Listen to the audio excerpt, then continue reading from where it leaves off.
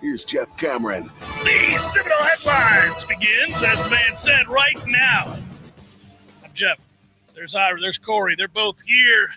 We make up Seminole Headlines, and we say, as we're wont to do, thanks to Register Sausage. Yay, sausage! We just got all kinds of sales going on in the chat. We got Ryan telling people to join the Battles In. We've got Noel Dad 77 hyping up Victory Sausage. We got a lot of e-commerce going on in our live chat. What's the promo code for Register Sausage this week? I'll have to go back and check. But I've got a different message. Oh, okay. I actually just talked to Ben the sausage guy. Yeah. The Sausage King of Tallahassee. He was in a good mood. The Sausage King, about to be the Sausage King of Jacksonville, boys. Okay. All right. Now so we've been talking about it. It's been kind of rumored. It's been discussed. It's been in the winds. But it's happening. I think actually he said on Black Friday, the day after Thanksgiving, which is perfect, Florida game weekend. Yeah. They're going to go into the warehouse in Jacksonville. So they've been in like 20, 25, 30 stores around Jacksonville in that area, independent stores where, the people, the headliners have asked to get the registered sausage, and they've delivered it to those stores. Now they're getting into the real deal, into the warehouse, which is a huge deal because over 100 stores now in the Jacksonville area are going to be carrying registered sausage. Oh, man, look what we're responsible for. It's what Ben said. Man alive, Ben. Ben said that. He said the end of the year check's going to be a good one, boys. The bonus is going to be out of control. I can't wait to see this bonus. Yeah. And here's the thing to know. For our friends in Jacksonville, that area, there's going to be like 3 main lines of the registers in your store. I'm not sure. I can't remember which ones. The regular sausage, the hot, and maybe the baby links or the short links. But if you want the andouille, apparently the andouille is not going to be in every store. But if you want the andouille or the jalapeno cheddar or any of the different, cry out, let it be known. Let them know. Then or hey, you get want online. it. And the cool thing about them being in the warehouse is it'll be there that minute, like maybe that minute. Ask for it and just wait around, and it'll show up. It's like when they built the Amazon out here. I was like, I can't wait. I'm going to order stuff in bulk, and an It'll hour be later, here it's going to be 12 right minutes. there. They'll be handing it to me at a red light. It's going to be awesome. It will be quicker. Here you go, buddy. It will be quicker. And if you're not in the state or the Southeast, registermeats.com is the website. I'll mention the promo code a little later. There was a promo code for going 10-0, another big deal. Ben was offering was it up Suck on at social Miami? media. It should have been Suck at Miami. I'll find out. Could have been Suck at Miami. I bet it was. Just Should've type been. that in and see what happens. Yeah. Just type that. You might get free sausage. Who knows? Just go to your browser and type in Suck at Miami and see what happens. That'll be interesting. All right. So Florida State did beat Miami as we thought they would. And we have documented it in a number of ways. But now here they sit 10-0, which is basically 11-0, guys. Yep. Basically 11-0, guys. It's a little better than Suck at Miami. Oh, is it? Sucks to be you with a U. Oh, okay. That So was the letter U. That was for the 5 free samplers he put out that night. You're not getting that anymore. No, tough luck. You want a traditional big picture. Keep climbing is the promo code for the rest of us who didn't get the free sausage.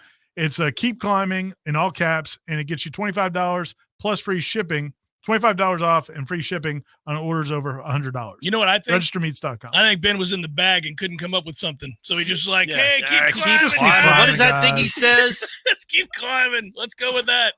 Well, I think a lot of people were excited and perhaps on cloud 9 after a win over Miami, the 3rd straight. And now the whispers are in the air, guys, that this could be a big week in the world of recruiting. And so I'll just say to all the listeners out there and everybody watching, this is the time of year we're obviously powering towards December 4th and the portal and all the good stuff that happens in signing day later in December. So people are now, that's the next chapter because you don't have this game to focus on. You just got done with Miami. That's huge. Nobody's focused on North Alabama. Let's be honest. I am. Now everybody, you're locked in. Film. You're breaking it down. Look, they gave up 49 to Austin Peay. Yeah. But Austin Peay's got some players now. They got some guys out wide that are tough to deal with. A couple transfers. Yeah. Yeah, it really made a difference. But so I think the turn now is to obviously Michael Langston will be a busy guy because I think this is going to be in the next 10 days a lot of fun. I think Florida State, you brought it up earlier, Ira. We talked about it yesterday. We talked about it last week on this show.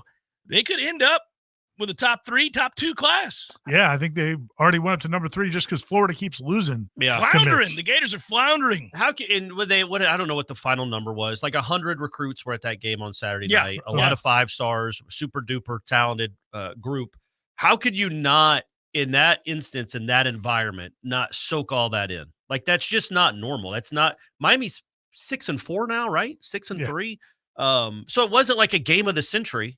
in that place was out of control. I mean, that was Doak Campbell at his absolute best. That was a great representation of what this program can be, what this fan base can be. And it was deafening loud there in the fourth quarter. I don't know what else a recruit would want. Obviously there's other things that are large sums of cash. Yes, but everything being equal, man, that has to put somebody over the top to be in an environment like that. It was cool to hear Norvell talked about that yesterday at the press conference, because he said, we go to Doak Campbell Stadium all the time. It's not always like that. Yeah. But we go to Doak all the time. We've seen huge crowds there. We were at the Oklahoma game. We've seen great crowds, great environments. Yes. But these recruits go to a bunch of different schools. And he said basically all of them were saying to the coaches, man, we haven't seen anything like that. Well, the number one wide receiver in the country that is verbally committed to Ohio State was there, and he'll be coming back, by the way, for his final visit will be in Tallahassee. Now, this is a universal 5-star. This is the number one rated receiver in the country. Number one recruit in the country. Number one recruit in the country. He's 6'3.5", 200 pounds. He's ready-made. He can play now. Jeremiah Smith. He might be a Black Jerry.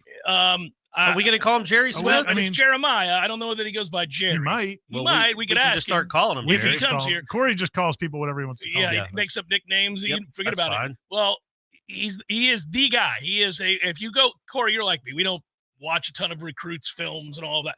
Go watch his. Yeah. Dude, I'm not watching his until he commits to Florida State. Otherwise, don't care. Well, I want you to go look at him. Go play in Oblivion. Nobody's going to care about you in Columbus. Well, who cares about that? What have they ever done with receivers? Yeah, my goodness. But that is a superstar. He's one of those guys where you're like, ooh, you get that guy, there's a little something happening. Like, dude's day one going to start. He's that kind of talent. And his exact quote was, this was the best atmosphere I've been around this year. Now, everybody in the country wants him. Obviously, verbally committed to Ohio State, but he's been to Alabama. He's been to Ohio State. He's been to Florida State. He's been to all these places. And at the end, he said, it was a whole nother level. The ground was shaking. I've never seen anything like it. Now, that's an indicator that he's interested in Florida State, very interested in Florida State. You also don't take your last visit someplace if you're not keenly interested in that school. Didn't the OSU receivers coach Brian Hartline. Hartline do some weird things on Twitter. Stuff going on. Yeah, he's got some. But he was liking tweets that were criticizing Keon Coleman. Right.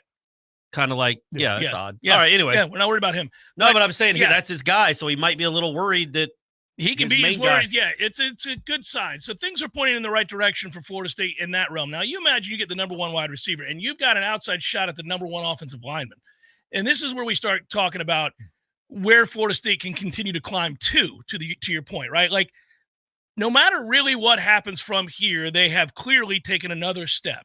Now, they're going to win 11 games, right? Yes. We know that. Given. At the worst. They're going to win 11 games. Yeah. So you've improved upon last year no matter what. You've been in the national conversation since the first game of the year when you beat LSU. And as it turned out, we're the only defense to stop Jaden Daniels in any way, shape, or form. Yep. So you have been part of that larger conversation, the way things used to be, going back to, say, 2013, 2014, and certainly all throughout the 90s. So that's happening. And now you've got a chance to add to it. And we thought, what was the one thing you had to do? Well, you had to get better in high school recruiting. Well, my goodness gracious. I mean, there's a real chance. They already have 3 5-stars. They could end up with 5 5-stars. They've got a ton of, again, look at this class, man. There's a ton of 4 and 5-star kind of kids already in this class. Yeah. And they're now at the point now where they're going to have to make some tough decisions about who to even take. Tell some kids to take it on down the road. Yeah. I mean, sounds like there's already been a couple of kids who wanted to jump in the class at this point, and they're like, yeah. If you look, would have loved to have you last year, but not anymore. Tough luck. Yeah, you can see if you're in the chat, we got the recruiting rankings up, and these players go back to the national recruiting rankings director, and let's look at Florida State sits at 3, as Ira pointed out. They moved ahead of Florida, who lost a couple of kids who decommitted. Word is that more kids are about to decommit out of Florida. Maybe all of them. I would. I mean, how could you go to that school? You give up 800 yards a game. Did you hear your boy during the Norvell press conference? No. Napier was catching strays from Corey at the Norvell press conference. Man. No, that was Papuchis. Or it was Papuchis because Van Dravius wasn't supposed to be on the punt return team that freed Keon. But somebody got hurt, so he ran out there. And I'm like, hey, what's that communication like on the sideline if somebody gets hurt? Like that Van Dravius knew to go out there and be the 11th guy on the field. And then he goes, because some schools have had trouble. Some schools have had issues with that. had issues with it last night on the field goal team for the Buffalo Absolutely, Denver game. they did. How's that even possible? That doesn't make there any were sense. knees being taken on the 3 previous plays. How is your All of a sudden, you're like, wait, they're kicking a field goal? Holy Jesus. Quick, get out there, everybody. So, hey, so they had 11 guys on the field. Apparently, Van Travius had the biggest block All on right, that part. pull back the rankings again. This will be the last time I make you do this, but I want to point something out here as we look at the national rankings. Florida State sits at 3 at 92.574, just behind Ohio State at 93.72. So now imagine if a certain 5-star were to say, yeah, I'm not going to Ohio State. I'm going to go to Florida State instead. If and he's that from were to Florida, happen. right? Yes, this he kid? is. Yeah. And Hollywood Chaminade. That's right. Okay. So if he does, Florida State moves to 2.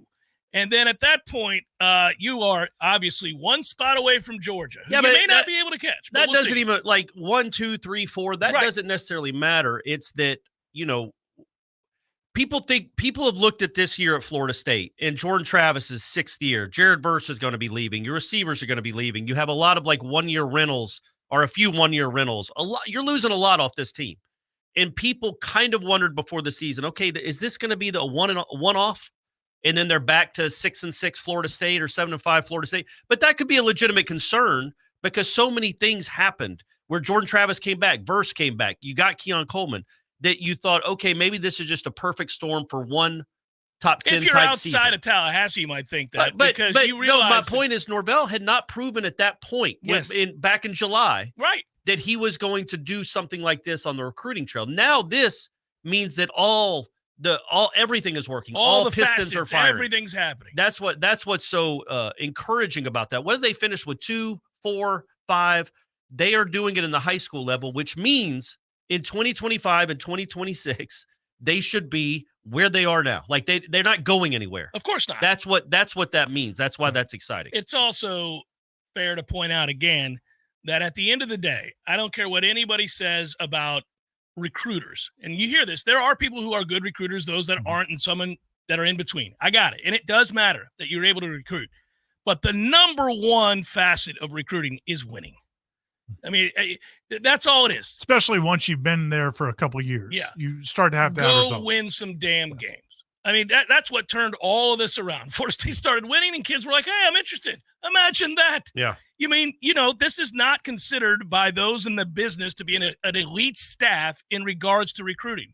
Well, they may end up with the number 1 or 2 class in the country. Well, and it was fine to question it at the time, to Corey's point, because, when he was at Memphis, I mean, who's he recruiting against? Right. And in Memphis, at a school like Memphis, most of that job is really just the evaluation, finding the guys who can help your program because you're not beating out. Yeah, you're not beating out Alabama for a player. Right. So then when he got to Florida State, he had shown the skills to do it by what they did in the transfer portal. It's the same skills we're going to translate to recruiting high school players, but high school players need to see more of the success because the transfers, those are older guys. They're looking for a specific thing. Ready-made to play for now. their 1 year. Yeah. And I can step in. I can do this. It's just a different sales pitch, but it is a sales pitch. Sure. And he was winning those battles against some elite teams over the last couple of years. But now you've got the win, so now you can translate it to the high school. You got and the you've also cachet that follows you through the door. And you've also got the ratings where they continually have huge ratings. And I'm telling you, Doak matters. Like that crowd, 4 straight sellouts or whatever it's been. The Duke game was electric. Miami was super electric. Like that, all that stuff matters, man. Especially when you look at the other 2 programs in the state. And maybe it's not so electric right there right now. Well, you got to take advantage when these programs are down. And they are doing that. I do think that, again, all of that, the electricity in the crowd, born out of winning. Right. You just got to win games, and this will happen. But to your larger point, Florida State's unique. There aren't that many schools of the 130 plus that play at this level that you can honestly say you can win a national championship there. You ain't winning a national championship at Houston.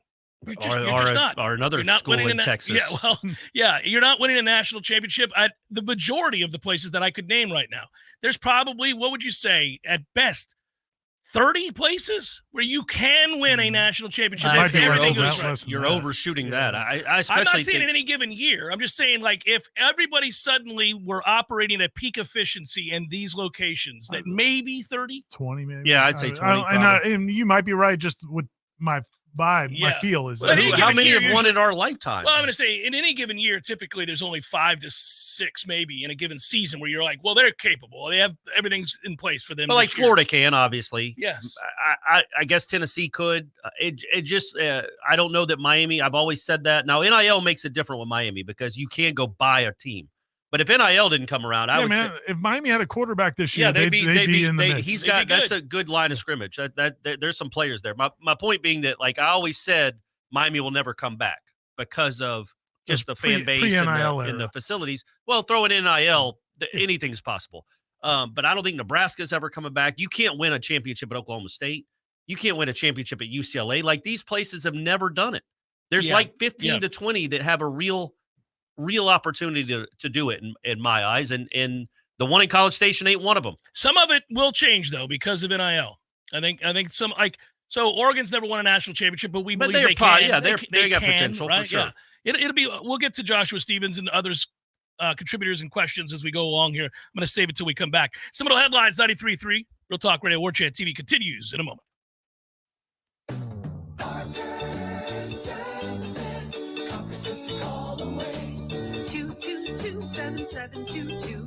AC and electric is what we do.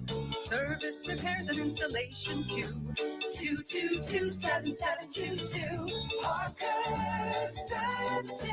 Comfort just a call away. Invest in a Peak Performance membership and you'll buy peace of mind in knowing that you're extending the life of your system and probably saving money on your power bill too. The program includes comprehensive tune-ups that keep your system running at its maximum efficiency. And Peak Performance members get many benefits, including priority service. Members jump to the front of the line when their comfort system fails. And a 15% discount on all parts. The Peak Performance membership pays for itself over and over again. Call today and have peace of mind. And now offering electrical services too. Parker Services. Comfort just a call away.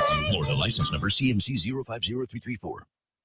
Orthopedic pain and injury deserves effective treatment options now, so you feel better fast. Whether you have joint pain that won't subside or an urgent orthopedic injury, we are the specialists to get you back on your feet. And there's only one thing better than fast care: expert care. We believe you deserve both. TOC, only experts. Learn more at teamtoc.com. Ethics Rocks. Join us on December 6th for an unforgettable evening of music and fun in support of the Florida Ethics Institute at the first annual Ethics Rocks benefit concert at Goodwood Museum and Gardens. The Ethics Rocks benefit concert is all about combining our love for music with our commitment to advancing ethics through education. So grab your friends, put on your dancing shoes, and come on down to enjoy some incredible live performances from the Nitro Groundshakers and our headliner, the Rockets. All funds raised will be used to support FEI's educational mission. VIP and general admission tickets are on sale now at floridaethics.org/ethics-rocks. That's floridaethics.org/ethics-rocks. Don't miss all the fun. It's the annual Ethics Rocks benefit concert December 6th at the Goodwood Museum and Gardens, featuring some of Tallahassee's favorite local bands, the Nitro Groundshakers and the Rockets. Get your tickets today at floridaethics.org/ethics-rocks. There's fun to be had every night at the Corner Pocket. Take-home prizes on Trivia Tuesdays and Beer Bingo Thursdays. And kickstart your weekend with Martini Fridays. Plus, happy hour runs every weekday and game day specials every time the Noles take the field. Watch all the best games at the Corner Pocket's Vegas wall, featuring 560 inches of flat-screen TV heaven. Oh, really? The best food, the best drinks, and the best place to watch all the games. Tallahassee loves the Corner Pocket. Man, I just got a text from my wife. She wants me to cook dinner and then snuggle on the couch next to a roaring fire. So what's the problem, Dave? You already got the new grill and you're a great cook. I got one major problem. We don't have a fireplace. Man, that's an easy fix. Just call Hearth and Patio. They got a lot of fireplaces that can help you for your romantic evenings. Wood, gas, electric, and a ton of different sizes, man. Call Hearth and Patio today, 850-727-4282, or visit them online at hearthpatiotallahassee.com. Hearth and Patio. Ignite that spark in your life. Life is stressful. Dinner shouldn't be. That motto is why Register Sausage has been doing business in the Florida Panhandle and Lower Alabama for over 75 years. A proud sponsor of Seminole Headlines, Register Sausage always provides the best Southern smoked sausage to over 140 grocery stores and restaurants throughout the Southeast. Headliners have discovered the Register's difference. You can too. To find a store that carries Registers near you or to buy directly, head to registermeats.com. That's registermeats.com. Register Sausage. Yay, sausage! Seminole Headlines returns now. Head to YouTube and search for Warchant TV today to catch the show live or on demand. Now, here's Jeff Cameron, Ira Schofel, and Corey Clark. All right, rolling on. And yeah, we want to say thank you to folks who have stepped up here and contributed. Jack checked in. Garnet the Goldfish checking back in. So Garnet the Goldfish is still alive. Good. We're going to presume. One of the he's checking back in. So one of and the Gabrielle Reese held him this weekend. One of the pictures from the breaking of the rock. I think it might be Bryson Esty. Somebody in the background, like one of the offensive linemen, got it like held up to his head. He's got the goldfish in the bag, just like held up to his head, like that goldfish has seen some things. Yeah. He's a winner though. He's a winner. He is a winner. And Joshua writes, "Are we sure that this is just who the Noles are, quote unquote? I'm hopeful that the complete game will still show itself in the college football playoff. This is a different team with D-Jack's healthy offensive line and arrested and running JT. I like that team's odds." Yeah, there is something to the rest that they'll get if they can get into the playoff. If they win these remaining 3 games, this one this Saturday, the one against Florida, and then the ACC championship game, they'll be in the college football playoff. No matter what happens tonight, guys, I'm going to save you some trouble. Don't get all up in arms. Panic if they're 5. It's a TV show. It doesn't really matter if they move them to 5 because Michigan and Ohio State play one another, and the loser is out. They both can't stand defeated. Well, Georgia and Alabama play each other. Right. Washington and Oregon play each other. So good. there's 7 top teams. 6 of them play each other. Yeah, you're good. You're going to be all right. Just go undefeated, and you're going to be in. So I'm not going to fret over that. But if they get there, they probably would be the best versions of themselves, and that will be necessary, obviously. So would the other teams, though, most likely. But I'm saying right now, Florida State's been so banged up. I mean, they're playing a lot of guys that are playing through things. Yeah. They've been lucky in that they haven't had devastating season-ending injuries. For the year injuries. But they've had a lot of very important people that have not been 100% for a good while. Like a few weeks now. Yeah. Given the choice, I think you'd probably prefer that route than have lost a couple of key guys for the season. Without question. And back to his question, to Joshua's question, I think the top, we were talking about that in the Smash, is that, like, look, man, you're 10 games in. This is probably about what this team is. Like, people are waiting for that magical second half against LSU to just become who they are every week. And the reality is it's probably not, but that doesn't mean it can't come back for a game. Right. It doesn't mean you couldn't have that, especially if you're well rested. So yeah, man, I think if Florida State gets through these next 3 games and they're in the playoff, man, I feel like they're going to be a tough out in the playoff because you would be well rested going into that game. And if you're well rested, they're going to be a worthy opponent for anybody they play. Also, wouldn't you go into the playoff with kind of like an attitude of, isn't this cool? Isn't this fun? Nobody's picking. There's no pressure on Florida State. There's none. Yeah. And so you would go into it like, well, let's just play and have fun because there's no pressure. They've already getting to the playoff would be such a great accomplishment for this program. This season has already been an accomplishment. Now you finish it off. But man, like I was talking to some friends on Saturday night and they're like, man, if we play like that, you can't beat. How are they going to beat Georgia? And I'm like, man, just go into the next month, say we can't beat Georgia. Just have that philosophy. And then there's a chance if you play Georgia, you might surprise yourself and beat them. But like, why worry about a hypothetical game that doesn't exist yet? Because you played Miami close, that means you can't put it all together and play Georgia and beat Georgia. I just don't. I guess I don't understand that mindset. Be happy at 11-0. Oh, I think you can do both. I think you can say, "Hey, my honest assessment is that we wouldn't beat Alabama, we wouldn't beat Georgia, we wouldn't beat Michigan, whoever you think it is, right?" And then I'm really ecstatic that we continue to get better and are going to be a team that makes the playoffs in all likelihood. I mean, you can do that, right? Yeah. You can say, and it doesn't get me down. Like I had to learn to do that over the course of this year because on the one hand, you have like, at least for me doing the show on a daily basis, I kind of view it as everybody knows I'm a Nole, but it can't all be that this is great and there's nothing wrong. You have to be an analyst. You have to say, well, they're really good. This season's awesome. Enjoy the hell out of this. By the way, some of these weaknesses don't match up against this. And it's okay to do that, but you don't have to be embittered. You don't have to be like, oh, well, we can't win it all, so why do I care? That's not how I look at that anymore. That's not the way anybody should look at it. Like 2 years ago, they were 5-7. Yeah. They are now talked about as a preeminent program in the world of college football yet again, and it happened like that.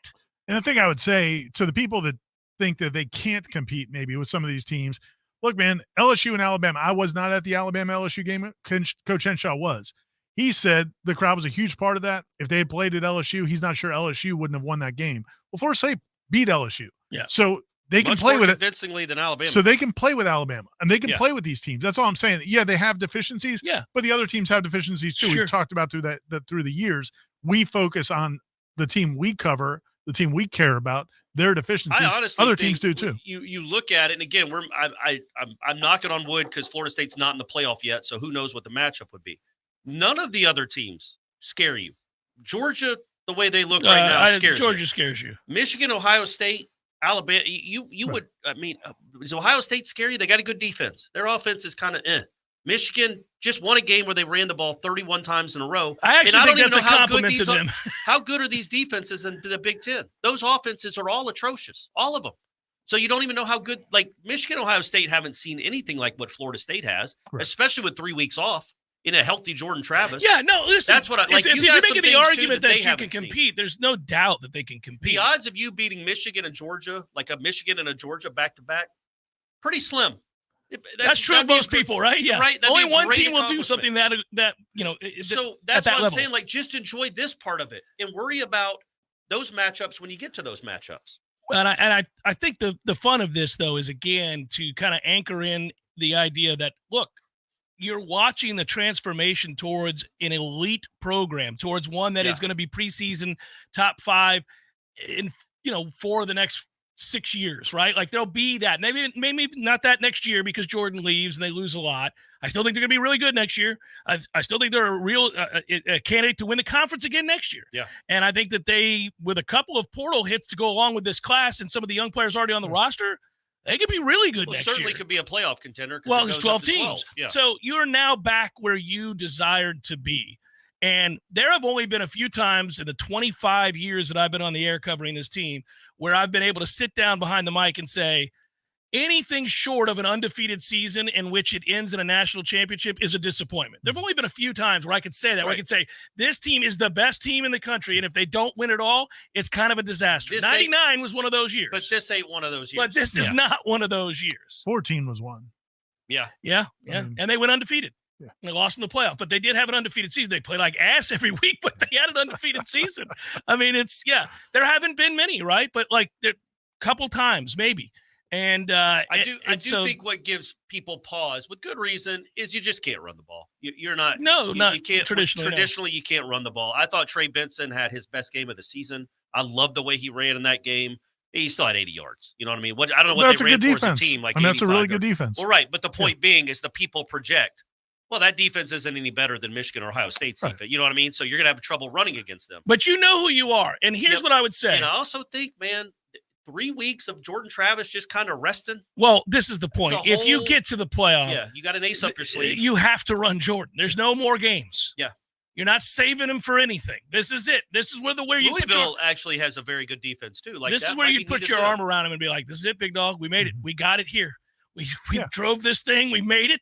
We had to pull back on some things that we could have done." Yeah. Again, if you look back at like what in our mind's eye of what Jordan Travis is as a runner and the effect that has, it was 2021. That's when he carried the ball a lot, and that was huge for that offense. But he also got banged up a lot. These last 2 years, they don't run him much because they don't want him to get banged up. He's not 6'4". He's not. He's a smaller guy. Yeah. And so he's they've been really smart. But yeah, you get into a championship situation.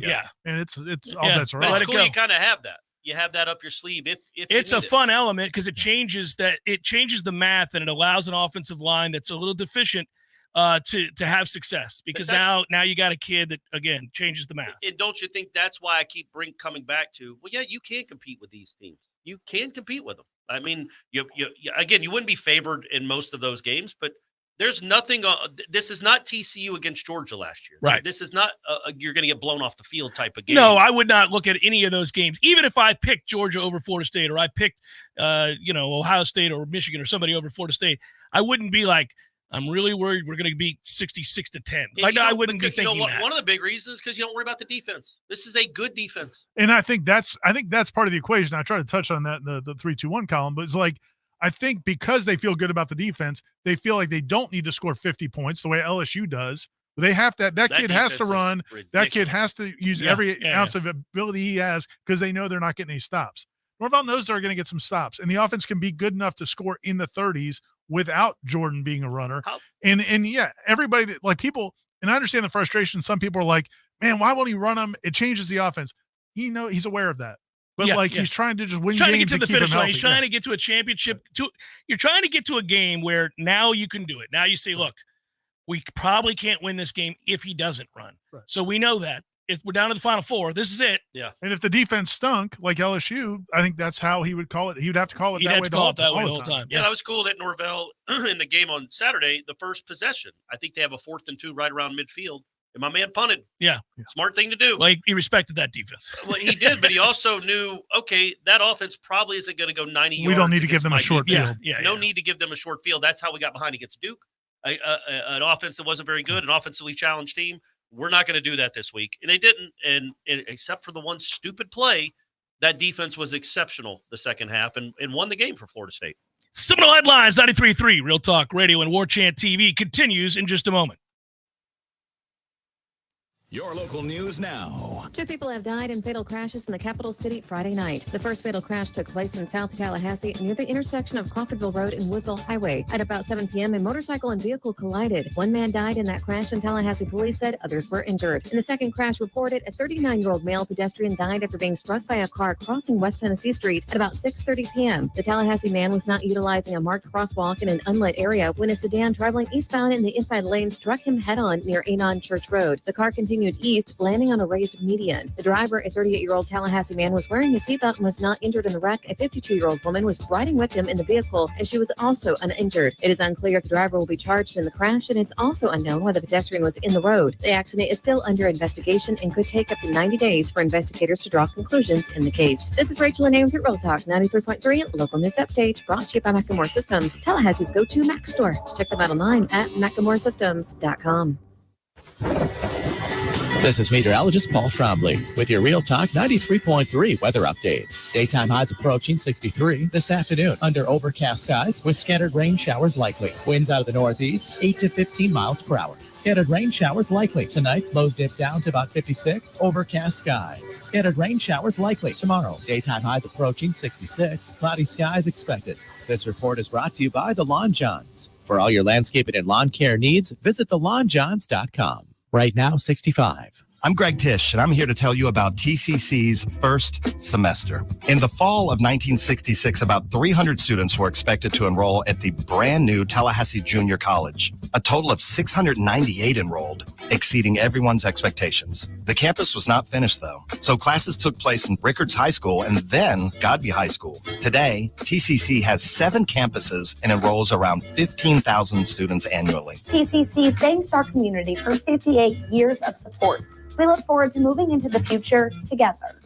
This is Dr. James Ryan Finn of Finn Chiropractic. In Florida, we have hurricanes, and we can predict these storms, just like we can predict your health. The early warning signs of a bad health storm include neck pain, back pains, headaches. Before it turns into a catastrophic Cat 5, get in to let us get to the cause of your problem at Finn Chiropractic. Go to finnchiro.com for our online special at FENNCHIRO.com.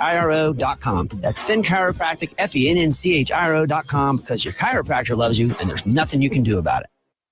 Life is stressful. Dinner shouldn't be. That motto is why Register Sausage has been doing business in the Florida Panhandle and Lower Alabama for over 75 years. A proud sponsor of Seminole Headlines, Register Sausage always provides the best Southern smoked sausage to over 140 grocery stores and restaurants throughout the Southeast. Headliners have discovered the Register's difference. You can too. To find a store that carries Registers near you or to buy directly, head to registermeats.com. That's registermeats.com. Register Sausage. Yay, sausage! Seminole Headlines returns now. Head to YouTube and search for Warchant TV today to catch the show live or on demand. Now, here's Jeff Cameron, Ira Schofel, and Corey Clark. I had to fix Corey's mic. Say hello, sir. Hey, can you hear me? Am I better?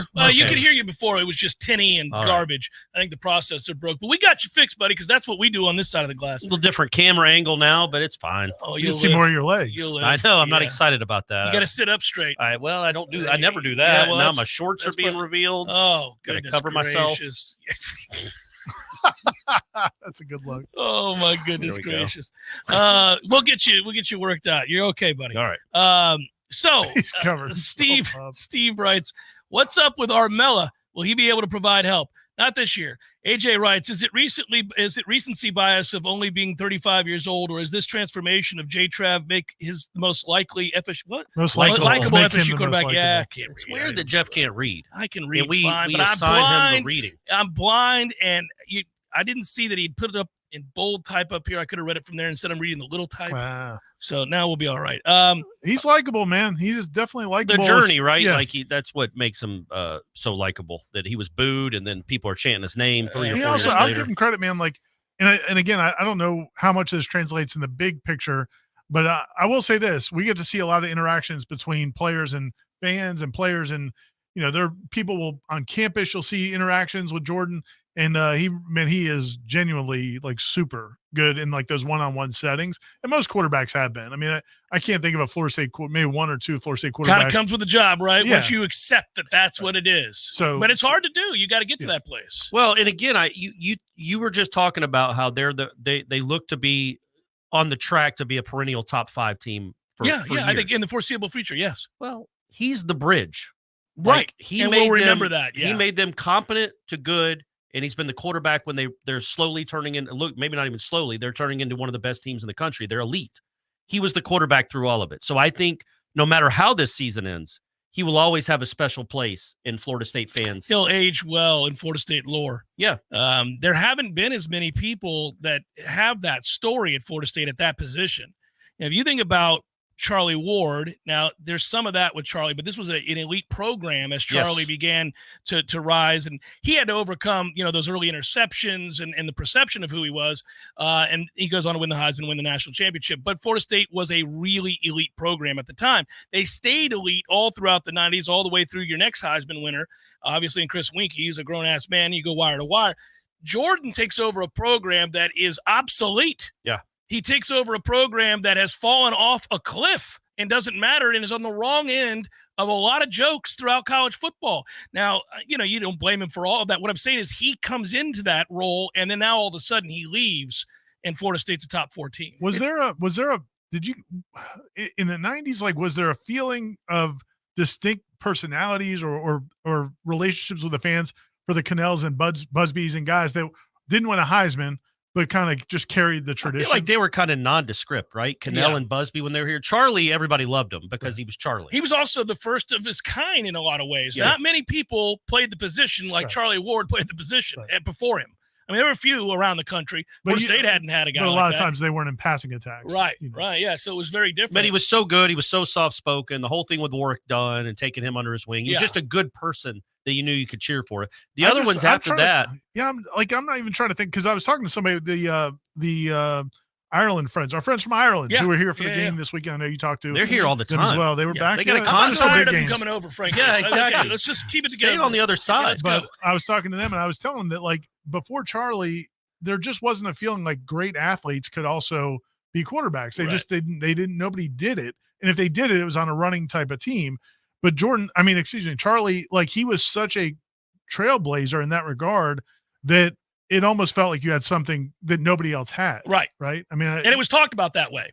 If you remember the way that announcers talked about Florida State's offense and, the fast break offense and all these things that happened, people were just like, this is crazy. Look what Florida State's got. Look what they're doing. They don't even huddle. I mean, look at this quarterback. This is nuts. They got 4 wide receivers out there. They don't even huddle. Yeah, this is crazy. It's bizarre what they're doing, And it's like that scene in the Jackie Moon movie, the basketball movie, where they do the alley-oop. And you're like, wait, that's a technical. You can't do that. That's What is this? What is this? That's not a basketball play. Joel Davis is loving some Ira.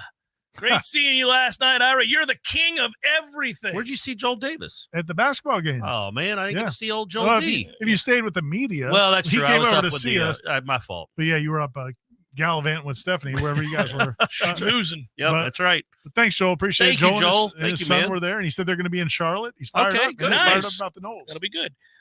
Carrie writes, heard an analyst say FSU is a precision tool, not a bulldozer. They don't budge in their opponent. They drill away and wear them down. Works for me. That's not bad. It's not a bad comparison. I mean, they're again though kind of like a more of a Thomas Hearns or Sugar Ray Leonard, more middleweight fighter than a just throwing haymakers. But not Hagler, because Hagler knocked out everyone. Yeah, you're right. It's awesome. good. Hey, very well done, Ira. Those By the are way, 40-year-old boxers. Hey, if you That's kids probably out the there have last time never I watched watched. the 3 rounds of Hagler Hearns, you are missing Do it. the It's 3 on greatest ESPN. rounds It's of like boxing 7.5 history. minutes. It's unbelievable. It is unbelievable, and I saw it when it happened. And So did I. Hagler was my favorite fighter of all time, and he got Hagler's- jobbed. He got I was a jobbed. Hagler guy too. He got jobbed against Sugar Ray. We know that. But Well, don't let it go to the scorecard. That's Marvin. nonsense. Don't let it go to the That's scorecard. Nonsense. Guys, Knock dancing out around Sugar Ray hadn't It's fought crazy. in 3 years. Just knock him out, man. It's crazy how big boxing was back then. Like It was in awesome. 6th grade, that was around the time. Mhm. And I would you go to school the next day after one of those big fights, and that's all anybody would talk about. I don't even think I could name a professional boxer right now. Currently, is Ronda Rousey still boxing? No, she's not, and she was never a boxer. She was UFC. Mayweather's fighting somebody. I mean, yeah, Mayweather is who's the Irish guy? Conor Tyson McGregor. Fury, you've seen Tyson Fury. Yeah, I know You Tyson Fury. You know some others. Klitschko. They still He's around? gone. All the Klitschkos. Klitschkos are gone. Oh man, it's been a minute, man. I really, it's hard. It's hard to. Who's the influencer, the boxer? Logan Paul Yeah, or Jake Paul? the one Yeah, of the I know Paul them. brothers, So you know them? How See? sad is that? Yeah, that is Those are very the sad. boxers I know. Is That is- Logan or Jake Paul, whoever's the boxer. It's not ideal. That's not great. Not ideal. Yeah, I miss the days of prize fights mattering, and I used to go and watch them on closed circuit television in St. Pete. I watched Maximo Moorings. by Mike the way. Tyson and Michael Spinks in the Fox Theater in 1988 or whatever that was, and it was 91 seconds. It didn't last very long. Nope, and somebody was stabbed in the lobby. And by the Glenn- way, when Glenn's Spinks got hit in the gut, you could see the look on his face. Yeah, he's like, he didn't want to be there. No, he got his 20 who would have million. wanted to be there? Yeah, Yeah. he was very scary. Glenn's our resident boxing expert. Apparently, he brings up the Roy Jones Jr. Who was was awesome, great, yeah. who also is a Nole fan. He came to practice. He's come to FSU practice. He's before, from yeah. Pensacola. I knew Yeah. that. And then no Jerry Cooney references. The Who? ultimate white Jerry. Good old Jerry He was taking the an white ass Jerry, kicking. yeah. Oh, man. You just looked at him like, oh, Jerry, this is not going to What are you end doing in well. the ring with that And guy? your trunks Poor are pulled up ribs. too high. Stop that. Why do you get your trunks up there by your breast? What are we doing? This is not. He was So like, we haven't. Where are we? 50 minutes into the show, and I know you guys have already done a Sunday hey, Smash. so you want to talk about Jimbo Fisher? No, I was Let's just saying go. how remarkable Let's is it that we go. haven't yet? Because we've said all there is to be said to some extent. Oh, there's more. But There's no, I more. think. all right, so I want to give you both something here. Well, all right? I was about to say something. I got something for you. All I'm right. cutting Got you something off. better. All right, yeah. Cut my mic. Do you know the circumstances of everything that happened right after that game? No, He was not allowed Tell to us. address the team. that night. They didn't get. He didn't even go to the He didn't locker talk room. to the team He didn't after that talk to the game? team after they won. Did he have a press conference? They told him earlier in the week, "This is it. You're done. You're fired. This is your last game." How awesome is that? Did he have a Treated press him like conference, bitch. Ira? You watched it. You watched Just- the press conference. I'm sure. That's Did he have one? crazy. He did. I think he had a press conference. Yeah, he had a press conference because he talked about they're just a few plays away from being in the playoffs. Did he really? Yeah. Oh boy, that's a Yeah. good way to go out. Yeah.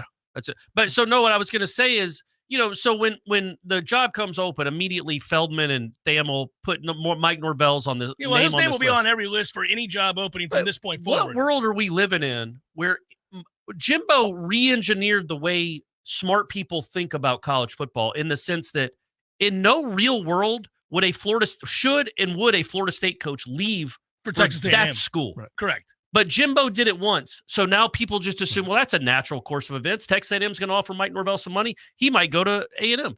Nobody with an IQ over 100 And would ever do that again. Jimbo wouldn't have gone there. That's the thing that people Yes, don't realize. because he was so unhappy. Jimbo wouldn't have gone there except he hated being here at that Yeah. point, and he wanted to go to LSU, and they couldn't make it happen. So he had to go somewhere. He tried They twice found- to go to LSU. So he went to Like, Jimmy they're not- Sexton and said, "Find me a place." But Find it's me- also like, that's what I'm the saying. timing was perfect. too. He re-engineered the way people think about this sport and going up rungs of a ladder, because and why you make moves. Florida State is a much, much better job than Texas A&M, and always has been and probably always will be. Correct.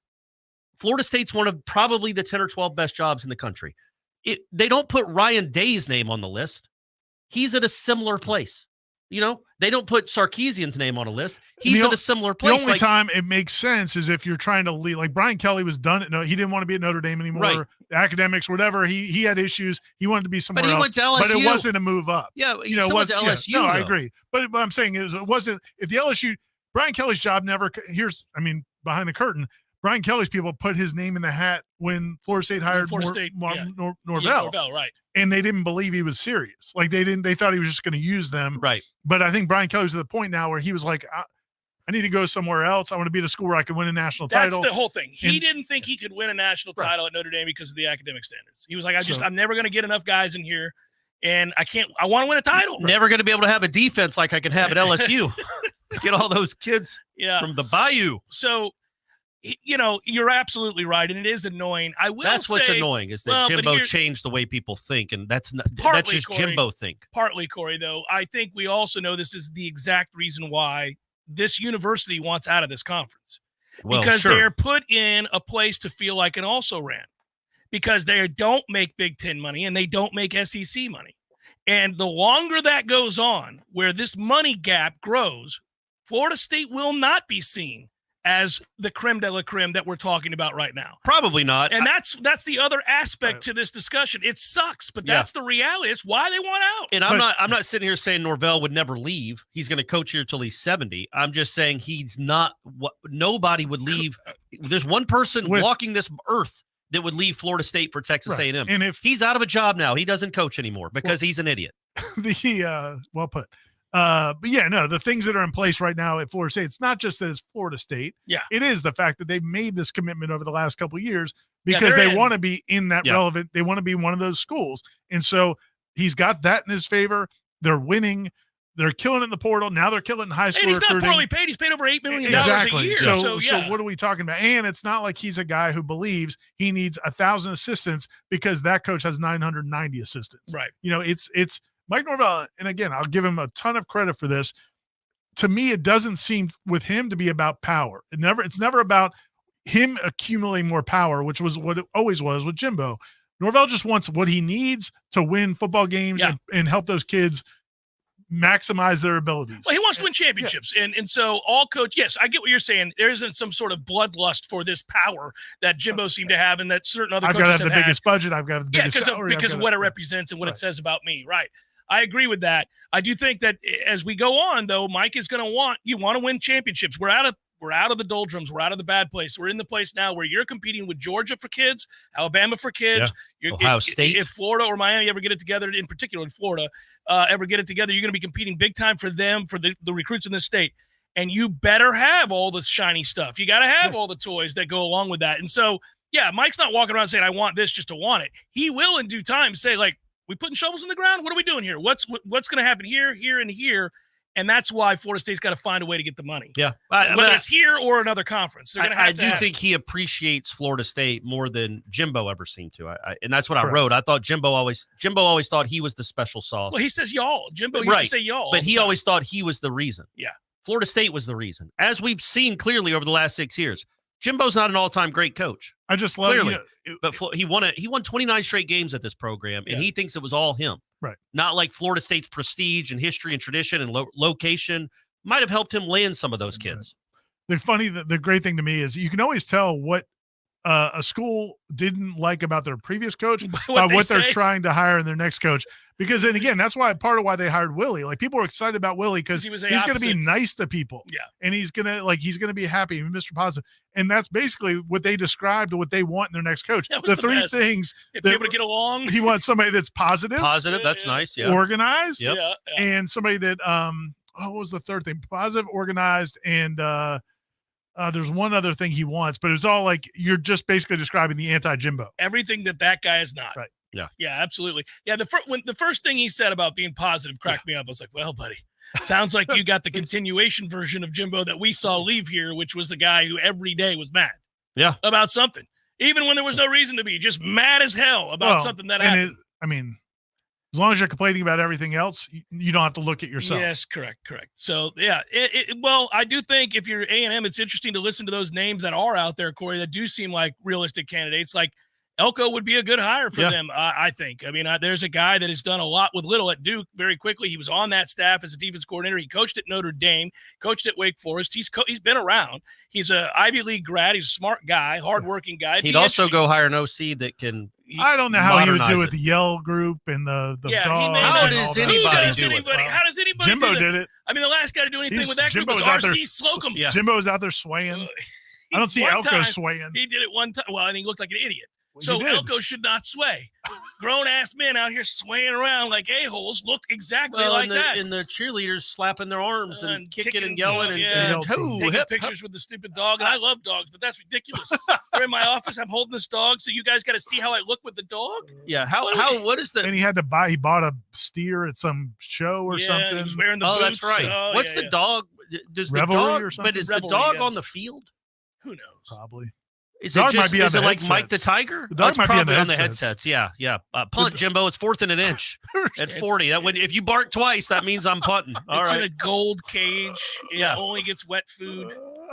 Yeah, it's a very pricey dog. It's Yeah. a very expensive taste. Yeah. But yeah, so I just thought it was a very a good weekend for a Florida State fan base that needed that. I just hope they could. That's what my column was about. Is like you had Jimbo basically kick you on the way out the door multiple times, say you weren't committed to winning. He's not. He's now been fired. You had the number one recruit in the country. Toss your hat aside in the most public college football flip, decommitment, recommitment in the history of the sport. He's 4-6, probably going to miss a bowl.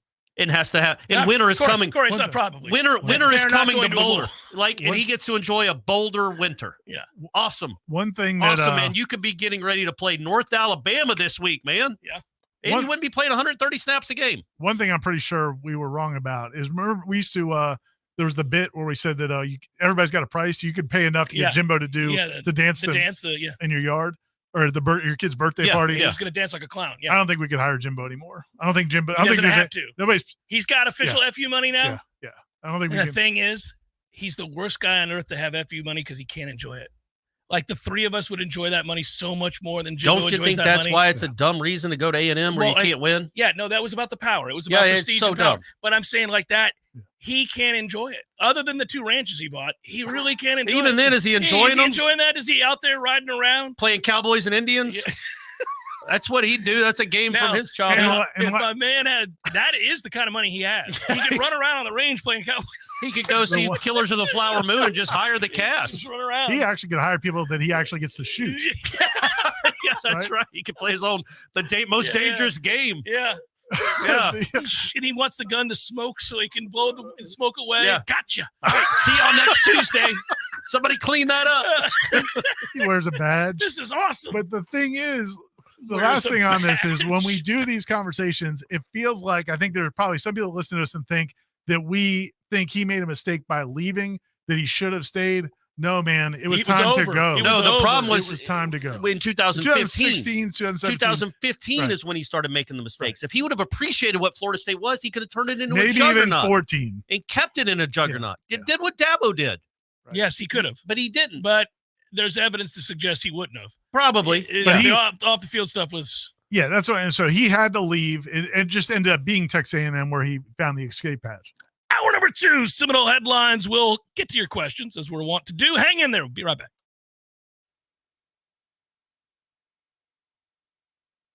Hello, I'm Dana Brooks. And I'm Jimmy Basic. Traffic cameras are everywhere, providing valuable evidence if you've been in an accident. But if you can't access that evidence, it could just be your word against theirs. Basic Brooks is partnered with Roadproof to have access to all their traffic camera footage. If you've been hurt in an accident, give us a call and we'll find out if the proof you need is out there. Let us find your video evidence so you can come back stronger. Call us now at 850-777-7777. So everybody knows, Eddie, that you are a spectacular cook. Of course they know that. If they go into Bumpa's, the food is always good. I mean, everything on the menu. Mm-hmm. Everything at Gordo's is delicious. I always, of course, get the bungalow chunglo, as I call it.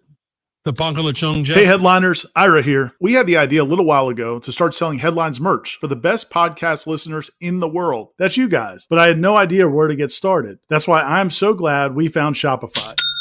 Shopify is the commerce platform revolutionizing millions of businesses worldwide. Whether you're a startup using your man cave or you're IPO ready, Shopify is the only tool you'll need to grow your business without all the struggle. Shopify puts you in control of every sales channel. You could be selling satin sheets from Shopify's in-person point-of-sale system or offering Yay Sausage t-shirts from Shopify's all-in-one e-commerce platform. And once you've reached your audience, Shopify has the internet's best converting checkout to help you turn them from browsers into buyers. Shopify powers 10% of all e-commerce in the United States. What I love about Shopify is how no matter how big you want to grow, Shopify gives you everything you need to take control and take your business to the next level. This is Possibility powered by Shopify. Sign up for a $1 per month trial period at shopify.com/warchant. All lowercase. Go to shopify.com/warchant in lowercase now to grow your business, no matter what stage you're in. Shopify.com/warchant. Where this might be headed, give me a call at 850-900-5200 and schedule a time for a risk-focused portfolio review. Or you can visit us on our website at trektlh.com. That's trektlh.com. Make Jamie your first call for that second opinion. Investment advisory services offered through Trek Financial, LLC, an SEC-registered investment advisor. Many orthodontists in Tallahassee can straighten a smile, but at Birch Orthodontics, they're dedicated to providing the finest care possible. The experienced and friendly staff is trained in all of the latest techniques. So whether you need standard treatment like braces or Invisalign, or you have a more complicated case requiring extra attention, Birch Orthodontics is here for you. Set up your free consultation today by visiting birchorthodontics.com, BURCH orthodontics.com, or call 850-877-1692. At Birch Orthodontics, they create beautiful smiles that last a lifetime. Coming up next, more of the Jeff Cameron Show. Live and local on Real Talk 93.3. WVFT, Gretna, Tallahassee. The latest betting odds and line movements from Vegas. This is your action update. Now here are your latest lines from our guys in the desert. Jacksonville Jaguars on Sunday, a 3-point dog to the San Francisco 49ers at total 45. Trevor Lawrence over-under passing prop bet. 237.5 passing yards, 1.5 touchdown tosses. That's minus 150 to the under. At his career, Lawrence 31-13 to the under in his touchdown passing prop bet.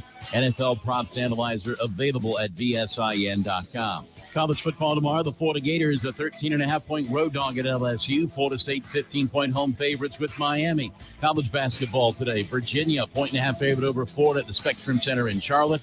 Florida State, 11.5-point home favorite against Kennesaw State. Get your free VSiN subscription right now at VSIN.com. For more sports betting news and information, go to VSIN.com. Mike Sennett, Real Talk 93.3.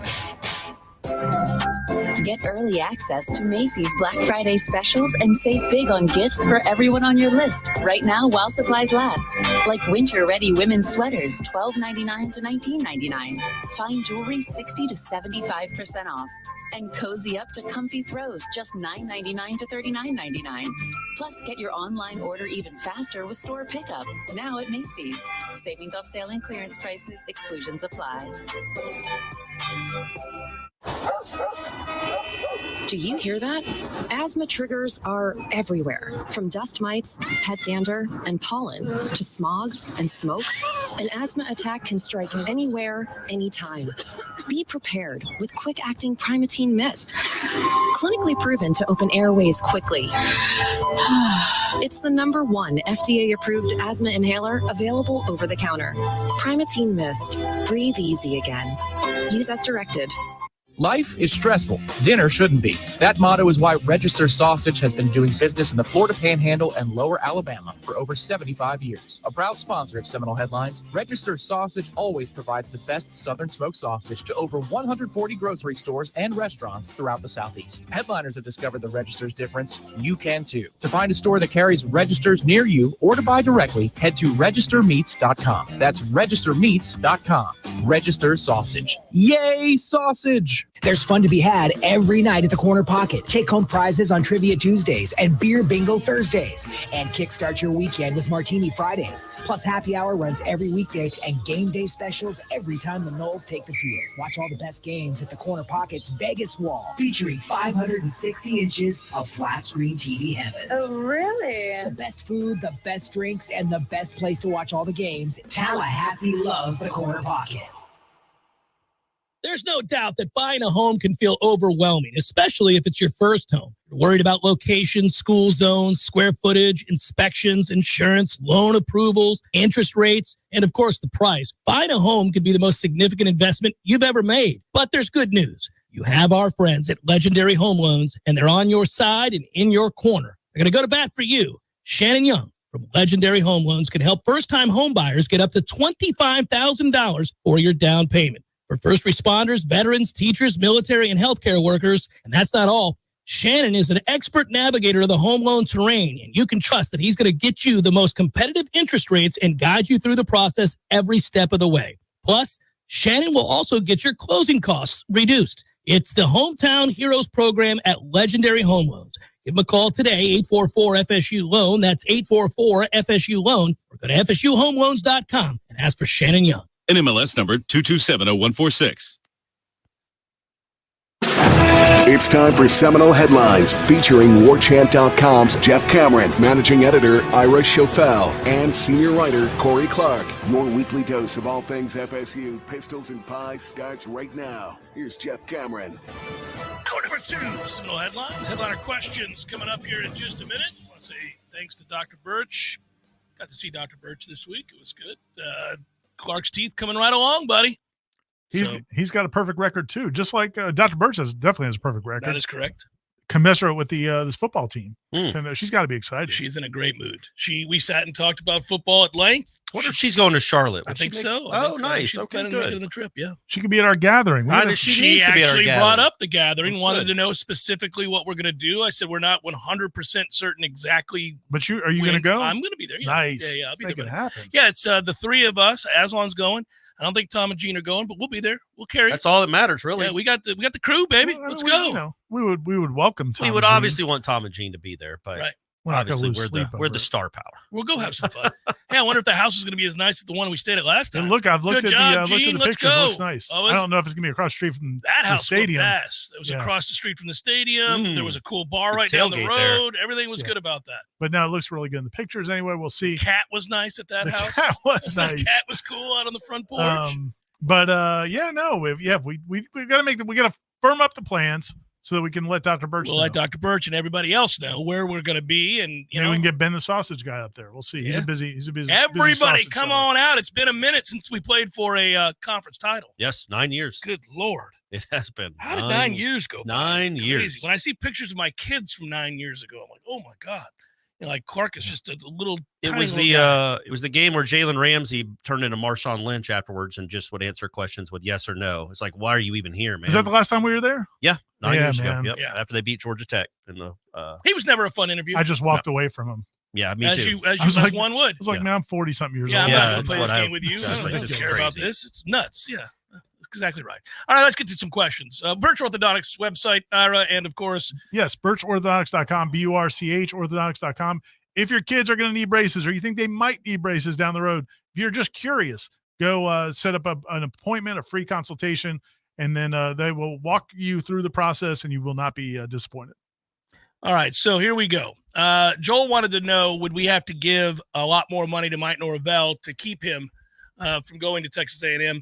And I don't think so. No, it's not going to be like you've got to match what somebody else offered. I don't think. I mean, again, you're making $8 million a year. I also don't know how you could watch what just happened to the last guy and think, yep, let me try that. Let me follow that career trajectory. Jimbo's going to be coaching at Troy in 5 years.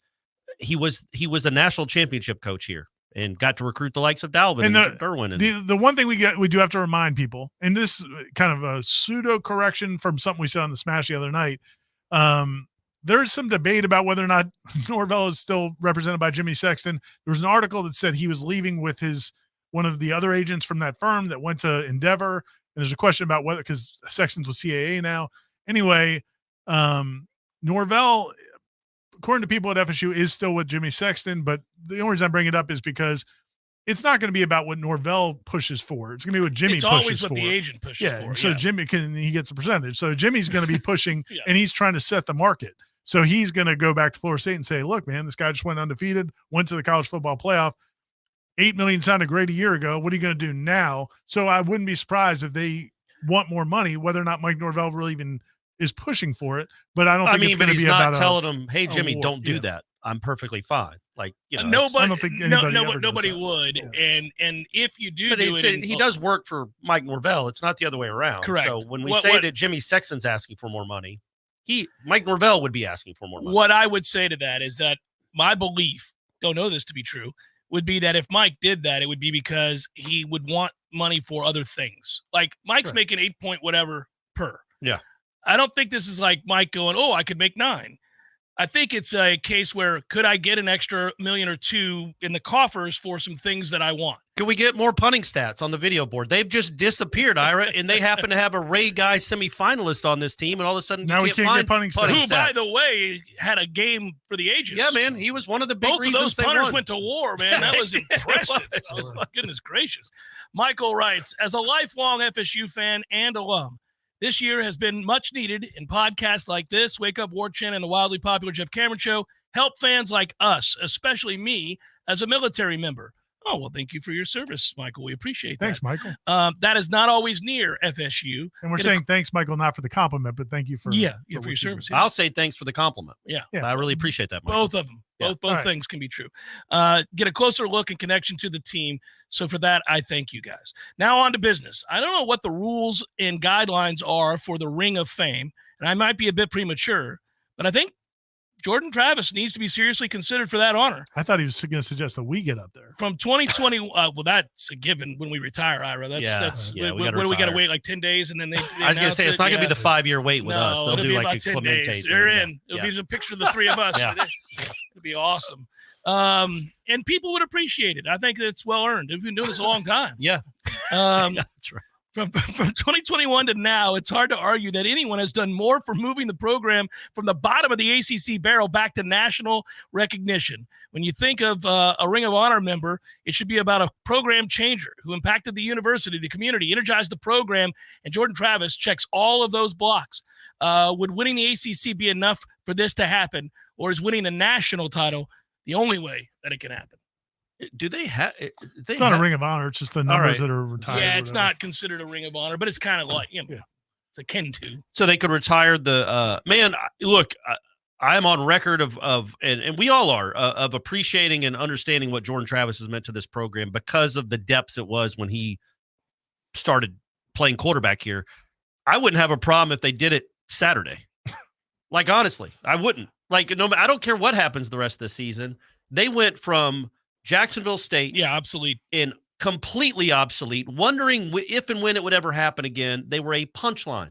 They've won. That will be their 17th straight win in a row. Mm-hmm. That's 10 wins followed by 11 wins. I'm all for it. I don't care what happens. I wouldn't mind giving it. They retired Charlie's number before the national championship game. Now I know he won a Heisman, but Jordan Travis is very, very important to this program, especially if it maintains this as we move forward. Yeah, I don't have a problem. He is on the all-time list of a lot of things. I mean, the numbers are there too. Yeah. I mean, right. If you look at the numbers, I mean, he's on the short list of all-time great about players to hit in Florida State history. He might do it this weekend. He hit 100 career touchdowns. I actually went back because there was a thread because I talked about in my column about the idea that he got the way they cheered for him Saturday was awesome. The Jordan Travis, Jordan Travis, because again. Not even full circle. What do you call it? It's not full circle because it didn't start good. 180. You did a 180, a complete 180, 180 from where they were 2 or 3 years ago. But I actually went. There's a thread that somebody was arguing about whether or not he ever did get booed. Well, and I went back and watched the Jacksonville State game, and he does get booed. I mean, it's he misses 2 straight throws. Mm-hmm. And McKenzie, everybody wanted McKenzie. He was rotating. Norvell was rotating him in that game, which was just asinine. Worst mistake he's made since he's been here. Yeah, and but when he comes off the sideline, he looks distraught. You could see it. And I remember it's exactly, I don't know if I've watched that game since then. It's exactly as I remembered him coming off the field, shaking his head. He's talking to Norvell and Mackenzie Milton. Mackenzie Milton has later said that Jordan basically said, yeah, I'm done. I'm not going back out there because of this they don't want me out there and I'm not playing well. Well, that happened. It's almost like watching a different person. Like watching him on the field in that season, it's unbelievable that he is what he is now. I have said, and I'll stand by it, that the reason that I was down on Jordan Travis was I could never foresee this sort of radical difference that was in him. There was no evidence that suggested Jordan Travis could be this. None. Yeah. And not only that, I've never seen it in any of the years that I've covered sports. I've never seen it. I've never seen somebody go from being a quite poor passer with bad mechanics. He was basically a one-dimensional player who could make you miss. You rolled him out, you gave him one read, and you hope like hell he didn't miss the throw. What we didn't know, and again, a lot of us now, and you got kids that play athletics, and I've had a daughter that played athletics, you realize how important confidence is. He had lost it all. He was a shell of what he was. Yeah, and so it's a remarkable turnaround, and it's worthy of this discussion. I love it. I love it because I've never seen it. Now it gives me hope. I watch a kid play, and I think, well, that kid can't play. But who knows? Maybe he will. Yeah. I mean, he kind of did that because I had never seen that done before. Normally when a guy's just not good, like not good. Yeah. You know, he was a great athlete. You could tell he was a good athlete, but there's a lot more to playing quarterback. And I would just sit there and be like, it's not going to happen for him. We're going to have to think about like in 2021, like if they won any games at all, it was almost always because of his legs, 100%. at least moving. Yeah, just running around. How many yards he rushed for this year? 110? Like in 10 games? Like he had negative 30 yards rushing. Well, that's got to stop, by the way. That's 2 weeks in a row. This nonsense going backwards. Yeah, he's got to avoid sacks better than that or throw it away. But like his legs are not a factor almost at all, and he's beating you with his mind and his arm now. Yeah, that's crazy. what it opened up for Jayshon Corbin and those guys to average 6-7 yards a carry. Yeah, when the offensive line still wasn't good. People thought the offensive line had been magically cured. It's like, no, man. Jordan Travis. Rodney Hill's like, hey, Jordan, can you start running again a little bit? I could use a little help. I'll sure take a Trey crease. is also. Eric writes, who did the better? Jeff when I was impersonating Brady Hoke or Ira after that shot of Don Julio? Have you seen it? Yes, I did. I you've had it before though, right? Why did it hit you like that? I hadn't had it. That was a good shot. That was a sizable shot. And I don't know. I just I don't Blue just Pig Suey. He was hurting. Yeah, you could see that washed over him quick. Ooh. I walked into the Tucker Center last night, going up to press row, and some guy's yelling it to me. Yeah. Oh, nice. And nice. he was telling me how much he loved it. Anyway. Hey guys, love the show. This is from Matt. He writes, senior day this weekend. Has anyone heard if Keon, Johnny, or Verse are walking with the seniors? I doubt they do that. I'd be surprised. I don't feel like they've ever done that before. Guys that you expect to leave, but still have eligibility. I can't remember a guy. No, I don't. I can't either. So I wouldn't. Dimitri gets to do it twice. Yeah, Emmanuel gets to do it twice. Yeah. That's He did it cool. last year. Also, there was a side note that Matt wanted to know if there are any pictures of you at the old Orange Bowl selling Cokes. Man, I wish there were, but no, definitely not. Back then, man, we didn't have Cokes. Not Coke. Sodas. No, not Coke. Not Coke. All right. Well, it was that time, right? Yeah, So early mid '80s. High time for some Miami. cocaine Come on, sales man. in the stands. Yeah, it's the problem back then is you just didn't have like phones. Like people couldn't just snap a Historic times. What kind of weirdo would be taking a picture of Yeah. the kid in the Orange Bowl selling Coke? A pedophile. Yes, Yes, right. that's who would do That's that. a weirdo. Another Matt writes, I feel like they let the Marching Chiefs play just a little bit more during the Miami game, right? Image of Corey got behind the movement to let the imagine if Corey got behind the movement to let the Marching Chiefs really play during the game this offseason, the way that he did for the scoreboard stats. Yeah, that was changed almost overnight. Yeah. What I did there. The Let's not problem with forget that got is I scoreboard painted. don't get to hear because we're in a soundproof press box. It's not completely soundproof, but it mostly is. So the music and the ambient noise doesn't really register with me, like looking up and seeing punting stats before a play has been run from the line in the football game. So go ahead, Ira. I can hear you. I can see you. Pierce is saying in the chat that Fabo did he walked last year, and we said Dimitri did too. I can't remember if Fabian was listed as a senior. Everything's weird these last few years because of the COVID years. Guys are seniors, but they still have another year. Yeah. There are guys on this team who are listed as seniors that could, or people Come back, assume are yeah. seniors that could possibly still come back. So Yeah, like I'm not 36-year-olds walking out there. Generally, they give it. It's up to the player. I think if they're in their families, like, hey, do you want to walk or not? So I guess there's possible, but I'd be surprised if they did. I got a question. Yeah, when they redo when they're redoing parts of the stadium and all that, are they going to do anything with the press box? Anything different? Oh, 100%. We'll be in the corner. we'll be in the corner or like in the parking lot. Any press box, any stadium that's been renovated in the last 20, they 30 stick years. us way out there. We're not going to be where we are now. Maybe an open air. That would be That would be fantastic. awesome. Wouldn't that be nice? That would be Because it awesome. sucks in Yeah. there. Best It thing really about does. Florida and Yeah. Clemson stadiums, the press Yeah, box as by well. far, yeah. is- for us, anyways, they're open air. Mike writes, how do we match up against UF, specifically on the line of scrimmage? I felt like Miami largely won the day on the lines of scrimmage. He's right. Yeah. And their offensive line will probably have some success against our defensive line.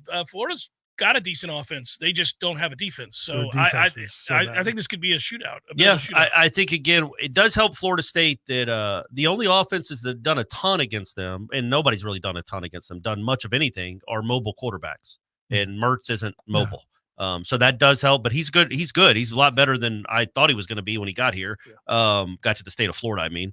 And their offense will score points. That's a good offense. It's kind of usually it's Florida State playing a good defense and a bad offense. This flips it in that game. It's a good offense and a bad defense. And they got weapons out wide, man. Number 3's good. Pearsall's good. I mean, Pearsall's really good, and they couldn't cover him to save their life last year. And I don't know how. I mean, I just don't know how Florida's going to get stops. I mean, their defense is terrible. Well, they're soft. Yes. It's so weird to say that, and I don't throw that around loosely because it's the ultimate insult to a defensive player that you're soft, but they are soft. I mean, and then this started earlier in the season. I remember watching a game early in the year going, well, they don't really desire to make that Kentucky game. emasculated Oh, them. Yeah, that's right. I forgot about that game. Oh, and then right. and then Jane Daniels putting up 700 yards. I mean, come on. And that's another thing is now he's going to win the Heisman. Yeah, because he put up a ton of yards. I know he's awesome. Still crazy, and he's been awesome. He's been great all year, but like all of a sudden he becomes the favorite because he puts up a ton of yards against an awful football team. Like I think we still more games left to be played. Like I think the Penix kids can still win it. I think Marvin Harrison Jr. can still win it. Don't think Jordan Travis can win it. I do think he can hopefully still get to New York. Mark writes, has there been a game this year with FSU having its desired starting offensive line? Will we see that offensive line at all this season? I think the first game of the year they were healthy, right? Against LSU? Not really. They might have played. I don't know that they were healthy even then. Well, they Robert Scott started and played like 12 snaps. Yeah, he played. He tried to give it a go. Yeah. I think to his point, I think they started, but quickly got, But like healthy, what you want, that 5, I don't think so. That has been an injury-riddled crew all year long, and they've had to mix and match, and that's why I say, I mean, Washington, Darius has been a hero in a lot of ways because he can fill in at center if you need him to. They have nobody else who can fill in at center unless they go with Stickle. And then you can play him at tackle if you had to, and they've had to. And they can play him at guard if you have to, and he's done it. And he hasn't just done it. When I go back and watch, I've been really pleasantly surprised. He's been a plus player when he's in those positions. Yeah. No, I mean, he's not just filling in. He's good. Yeah. He's not always great. No. I mean, there are plays that are, you can look at some plays here or there. But no, when he came into the Clemson game, I mean, it was big that he came in late in that game at tackle because they couldn't deal with Xavier Thomas. Yes. He's probably the most improved offensive lineman we have. And that's an area where, again, Florida State's still I do like growing. that Byers, maybe not this week, but he wasn't terrible this week. I don't think. But I think he's gotten better as the season's gone on. Yeah. Byers has because he started. Also, it's a tough match. it's a tough going from matchup. UTEP and then your first 4 games are that. It was like welcome to big time college football, Jeremiah. B-Rad writes, yay, sausage. J. Trav is definitely on the FSU Mount Rushmore of quarterbacks. Does he have to win the Natty to move up from number 4, assuming he doesn't win the Heisman, which I don't think he's going to, even though I'd love to see it. Great job as always, guys. Thank you, B-Rad. Yeah, I mean, Jaden Daniels would have to. The only scenario to me that makes any sense, Jaden Daniels and those Penix and those guys kind of have some rough days, and Jordan looks phenomenal in these last few weeks. He rallies if Florida State wins. Well, this week doesn't matter. No, but Florida and Louisville. A lot of people are going to be watching the Louisville game, man. Especially if Florida State that's a primetime game too. So a lot of eyes are going to be on Florida State from a lot of different parts of the country, hoping they lose because that one-loss team can get in. And if they win those that guys game, falter, and if he looks great and they're undefeated, maybe if he has some big-time moments against Florida, if he has some big-time moments against Louisville where everybody's watching, again, I don't know that he could do enough to win it. But, I certainly think he could get to New York. And look, which would be awesome, man. If he could get to New York, that would be fantastic. It's crazy. What a crazy I'd love it for him to get to New York because I don't think he can win it. I really don't think there's any way he can win it, but he could get to New York. And so just keep holding out hope that he puts up some big numbers in the games that you're describing. Primetime game against Florida, big-time game against Louisville. Maybe both primetime. And, again, like I said, the whole country will be watching because of the stakes on the line with Florida State. You guys are the Texas A&M athletic director, writes Timmy. Who are you picking on the current FSU staff to be your next head coach? That's not Coach Norvell or Coach Atkins. I mean, what do we do? You should have just named all the coaches it couldn't have been except for the one he wants it to be. Yeah, I was going to say, who are you aiming one for? guy left. He's pushing for Fuller. He wants Fuller or Tokars. Who knows? There are some guys on the staff I think could be good head coaches down the line. I think Tony actually is one of them. Would be right now. No. So I don't know on that question. But back to the Texas A&M athletic director real quick. Because I'm just watching that guy's press conference. I'm like, how do you still have a job? Have a job? You gave him the extension 2 years ago. That's so crazy. After the pandemic, it's insane. But so what? You had a good year. pandemic year. Yes. Great. And you already had him in a 10-year deal. In front of 20,000 people or 11,000 people. And you already had him. You were bidding against yourself. Nobody was coming the for Jets him. weren't coming for Jimbo. Nobody was coming for Jimbo. Somebody I was talking to at FSU who knows some people at the situation there said that was pushed on him by their board. So maybe it's not his fault. But yes, it's his fault. Tell the board that's to why. shove it. But that's why he wouldn't get fired. But that's why he wouldn't get fired if he's just doing what they were doing he was doing their bidding. Right. Gotcha. Theoretically. I mean, how is there no grown up in the room? How does somebody not go, guys?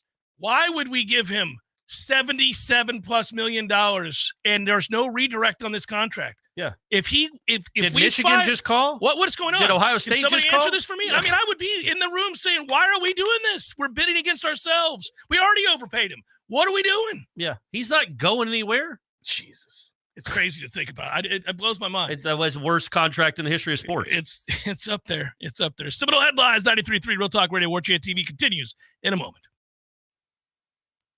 Step into the heart of Tallahassee at the Challenger Learning Center for Impact Week 2023, November 13th through the 17th, and experience our community's dynamic energy firsthand. With a lineup of workshops, panels, and professional speakers, you'll have opportunities to network, engage, and collaborate with industry experts, business owners, entrepreneurs, and there will even be free professional headshots and more. To learn more about the event, see a list of topics and talks, and to register for free, go to impactweek.info.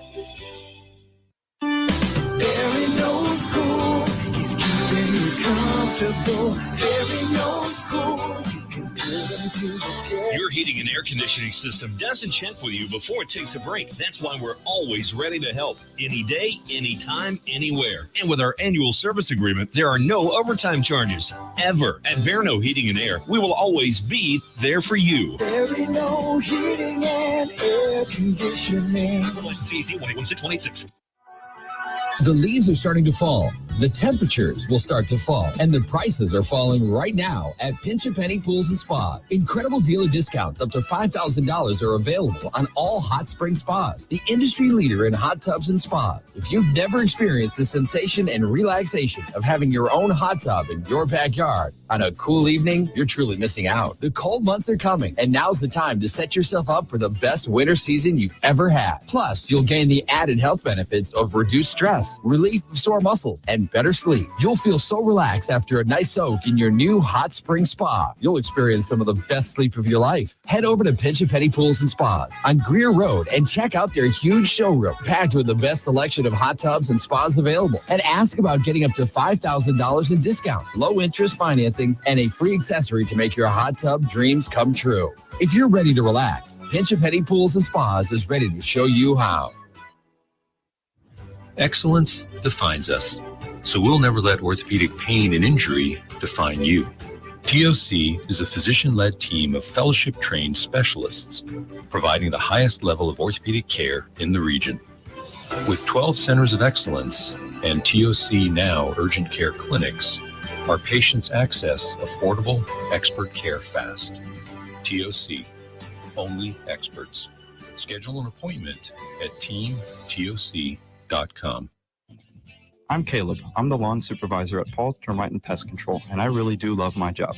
Paul's has created an incredible work environment that always puts our customers' needs first. Their needs are our concerns, and my particular job of improving the health of North Florida lawns is something I truly enjoy.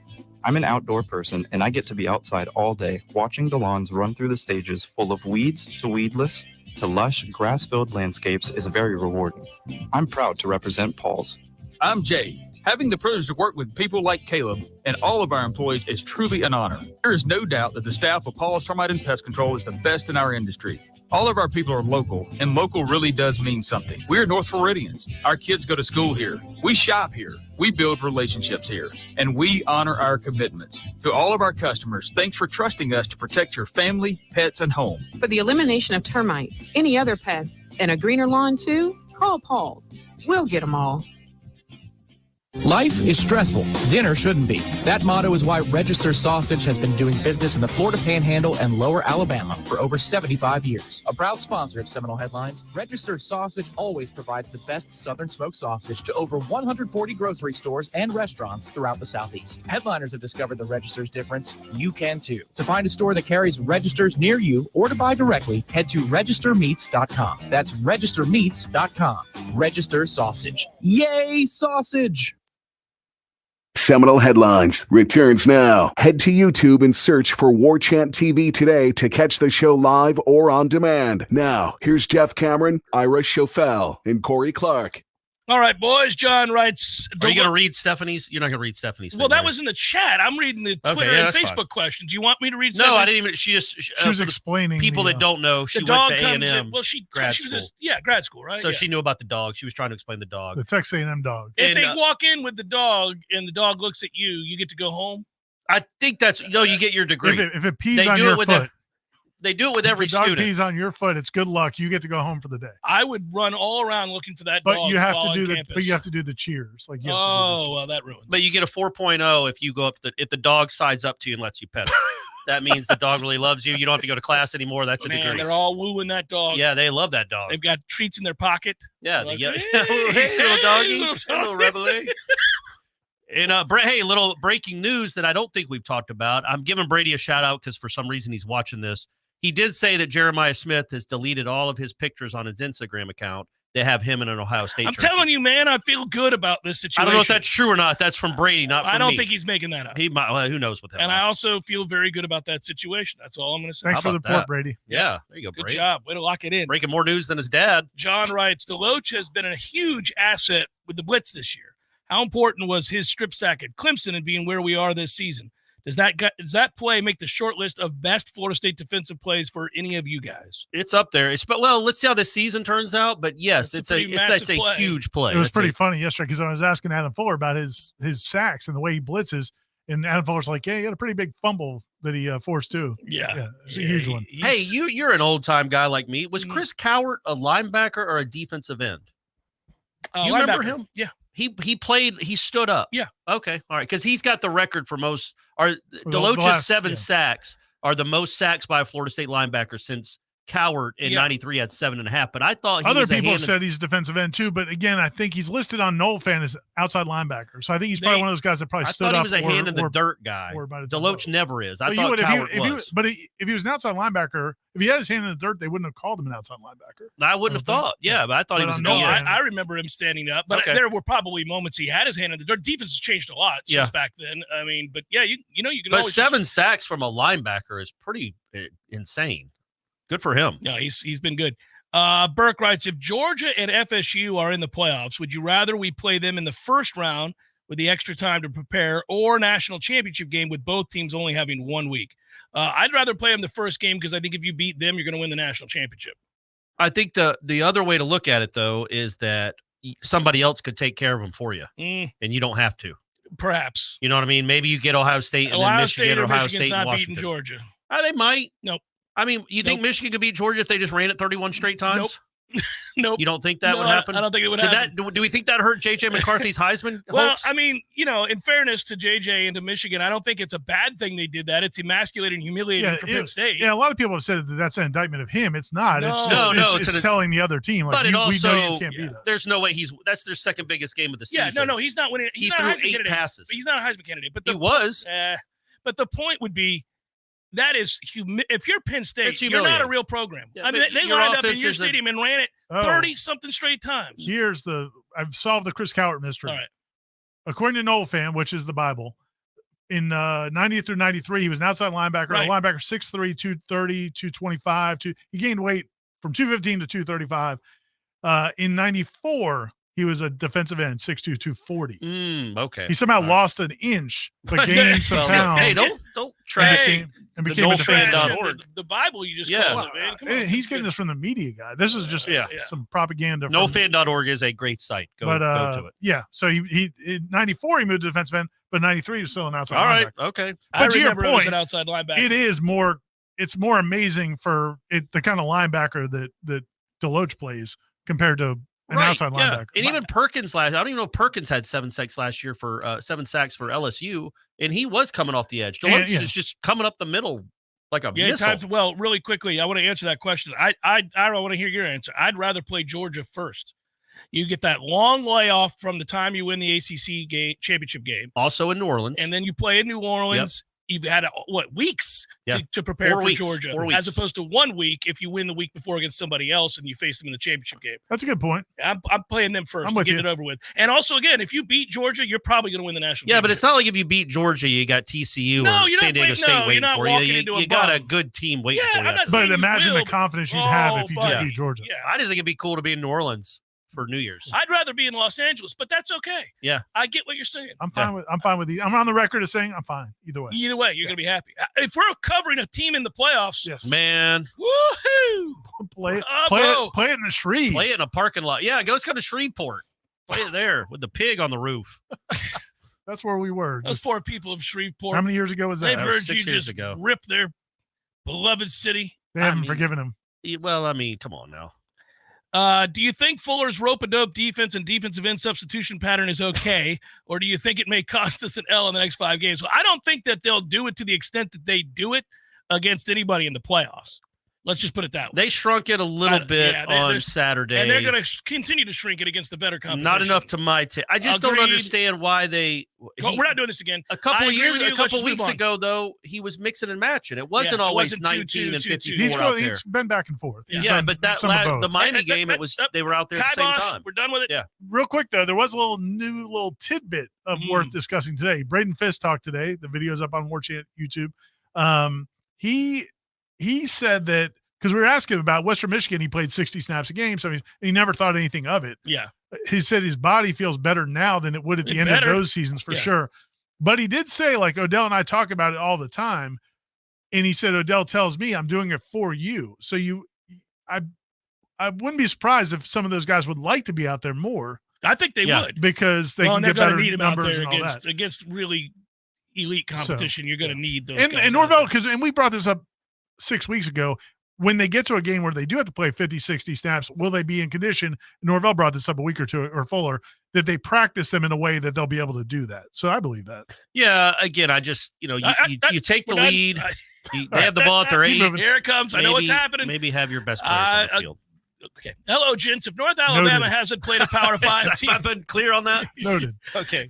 If North Alabama hasn't played a Power 5 team since 1959 when they played Vanderbilt, if we are tied at 7 after the first quarter, does Mike leave the starters in the game? Well, yeah. You're not gonna just assume the game's over. I mean, you got to go get a lead. I'm assuming it's over right here, right now. Tied at 7. No, but I'm saying you're not going to be like, well, I gave you guys a quarter. Go do it. I mean, you go win the game. You got to win the game. Yeah. So no, they stay in the game. I think he's not going to do this. Right. But I think you could start your entire second and third string and never play any starter in this game if you wanted to. Now, you senior could. Day, He's not going to, but you could easily do that. In fact, you could do it and win by 50. Probably. I think and the reality is Jordan's going to play in this game. You'd like to think Jordan Travis isn't going to get touched, right? Let's hope. The first time he does, get him out. Yeah. First time he does, I'm like, Tate, it's you for the next 3.5 quarters. Let's go. And he's got to play it accordingly. Like he doesn't need to be like he had some runs in that game against Miami where he was fighting for yards. Yeah. Which was cool because don't do that. Even if the plays weren't falling down, you just need to throw the ball out of bounds, Jordan. After quarter number 1, I'd be like, Tate, this is going to be an epic day for you because I'm going to call the offense. I'm sorry. I'm telling North Alabama I'm calling the offense, but I'm letting all my second and third stringers beat the bejesus out of you. I hope I'm interested. Vandrevius is somebody I really want to watch. I hope Destin is close to 100%. I hope Hakeem is close to 100% because I know it's North Alabama. This is not the best competition. I just want to see them play under the lights, with fans in the stands. I want to see what we have to look forward to next year. Jared writes, am I crazy for thinking these two thoughts? One, just find a way to get to 13-0. I know we're all beat up. Two, the best of FSU could be on display in January after getting healthy. Yeah, somebody else mentioned that. And the other part about that is adding Daryl Jackson. That's a massive add. Yeah. And if let's say Daryl Jackson's motivated to go pro after this year. Could he play guard? Could he play guard? Yeah. He can do both. He can be the Travis Hunter of the line of scrimmage. But think about this. Daryl's got 2 games against elite competition, potentially. Yeah. And you would need him against any of these teams that really run the ball and control the ball via the run with the line of scrimmage. Daryl could make a huge difference. He's practiced, so he's got to be in shape. And he's going to be, you would think he'd be pretty fresh. Man, imagine now if all of a sudden you're looking out there and you've got Daryl Jackson and Josh Farmer as your D tackles, and then you're rotating with Fisk and Fabian Lovett. Yeah. I mean, everything about that group gets better with Daryl Jackson. And I feel like if you play Michigan, you could do the bear look where you have all of them. Fisk, Jackson, well, you and probably Lovett. have to because they scheme up an extra. I mean, it's crazy. The unbalanced and heavy sets that Michigan goes in, they're out to prove to you that. Yeah. But what's so emasculating about what happened to Penn State isn't just that they ran it 31 times. They couldn't do anything about it. But also Penn State, they knew Penn State's offense was going to do nothing. No. Nothing. We're not going to risk a pick Well, six. We don't. Yeah, we can move on. But I was going to make fun of James Franklin firing his OC. Yeah. Yeah. Did you hear? Oh, I hope that reporter comes back. Thursday. Thursday, by the way. All right, good. Tell me you've seen that clip. Yeah. Oh, I haven't seen it. Oh, don't tell me about it. I'm Then not I going don't to tell you anything about it, but we're both proud of that reporter. He would not let it go. He's like, no, man, you're going to answer the question. It's okay. Same reporter from a month ago? I don't know. No. This is somebody else. But yeah, he got a nonsense answer, and he was like, no. Explain the math to me. Yeah, do it again. Say it again, because that's not an answer. Yeah, good, it's awesome. Troy writes, with coaches being fired, would the transfer portal allow FSU to upgrade? Yes, but not for the playoff game. No. You can't get somebody in from, say, Texas A&M this week. That would be awesome. That'd be cool. So the portal's open for those guys. Trade The second deadline. they fired Jimbo, it's open 30 days. So they got 30 days. They could ride the hell out. Yeah, and that would be cool if they could just play the end of the year. That would be like awesome. the trade deadline. We need a left tackle. Yeah. We need a right guard. I have a You need an sneaking, end, yeah, I have a sneaking suspicion players aren't going to be flocking out just because Jimbo left. I think they may want to see who the that next might coach be is like, you know what? I'm thinking about staying now. Exactly. It might have reversed course. Well, they probably were paid handsomely to stick around, so we'll see. While moseying down Main Street in College Station this week, will Jimbo Fisher only be wearing the embroidered Texas A&M cowboy boots while hosting the blank national trophy that they get, hoisting the blank national championship trophy they gave him? He should just walk He should be in around chaps, butt naked, holding the blank national championship and like trophy. walking his pet pig or something. Just I don't kind of. think he has a pig. He Ira. becomes a town legend. Yes. Yeah. Just Walking the the pet eccentric pig. former coach. Yeah. That's Jimbo Fisher. Remember Sort of the dude assless that, chaps Jimbo's got on here. What is going on? Remember the dude from like 2 decades ago, the old guy that rode around in his thong on the bike? Yes. That could be Jimbo in Ira the Tallahassee. I just guy. caught Ira picturing Jimbo know, and I assless definitely chaps. You don't need to do that. That could be Jimbo on a motor on his horse, Oh my riding goodness. side saddle. Oh no. Michael writes, what was your favorite blown call from this past weekend? The safety. That was my favorite. I was going to My say that. God. Hey, by the way, do you think that ended up hurting Florida State? I think there's a chance because he's punting. Mastromato, if they call the safety, he's punting from the 20 as opposed to his 1 inch line. Right. So it would have been. Might have got the ball at would have been Florida 10 to State's 9, 31. But Yeah, they we were actually- gashing Florida State at that time. Yeah, Pierce asked that. We got a couple of contributions that we haven't addressed, but Pierce asked it with one of those. All right. It's up on the screen there, Jeff, if you would like to read it. I can read it. The non-safety call, let's talk about it. Say they call it. That makes it 10 to 9. We free kick it. They get it at the 35 to 40. Do they drive down to make it 12 to 10? Hell no.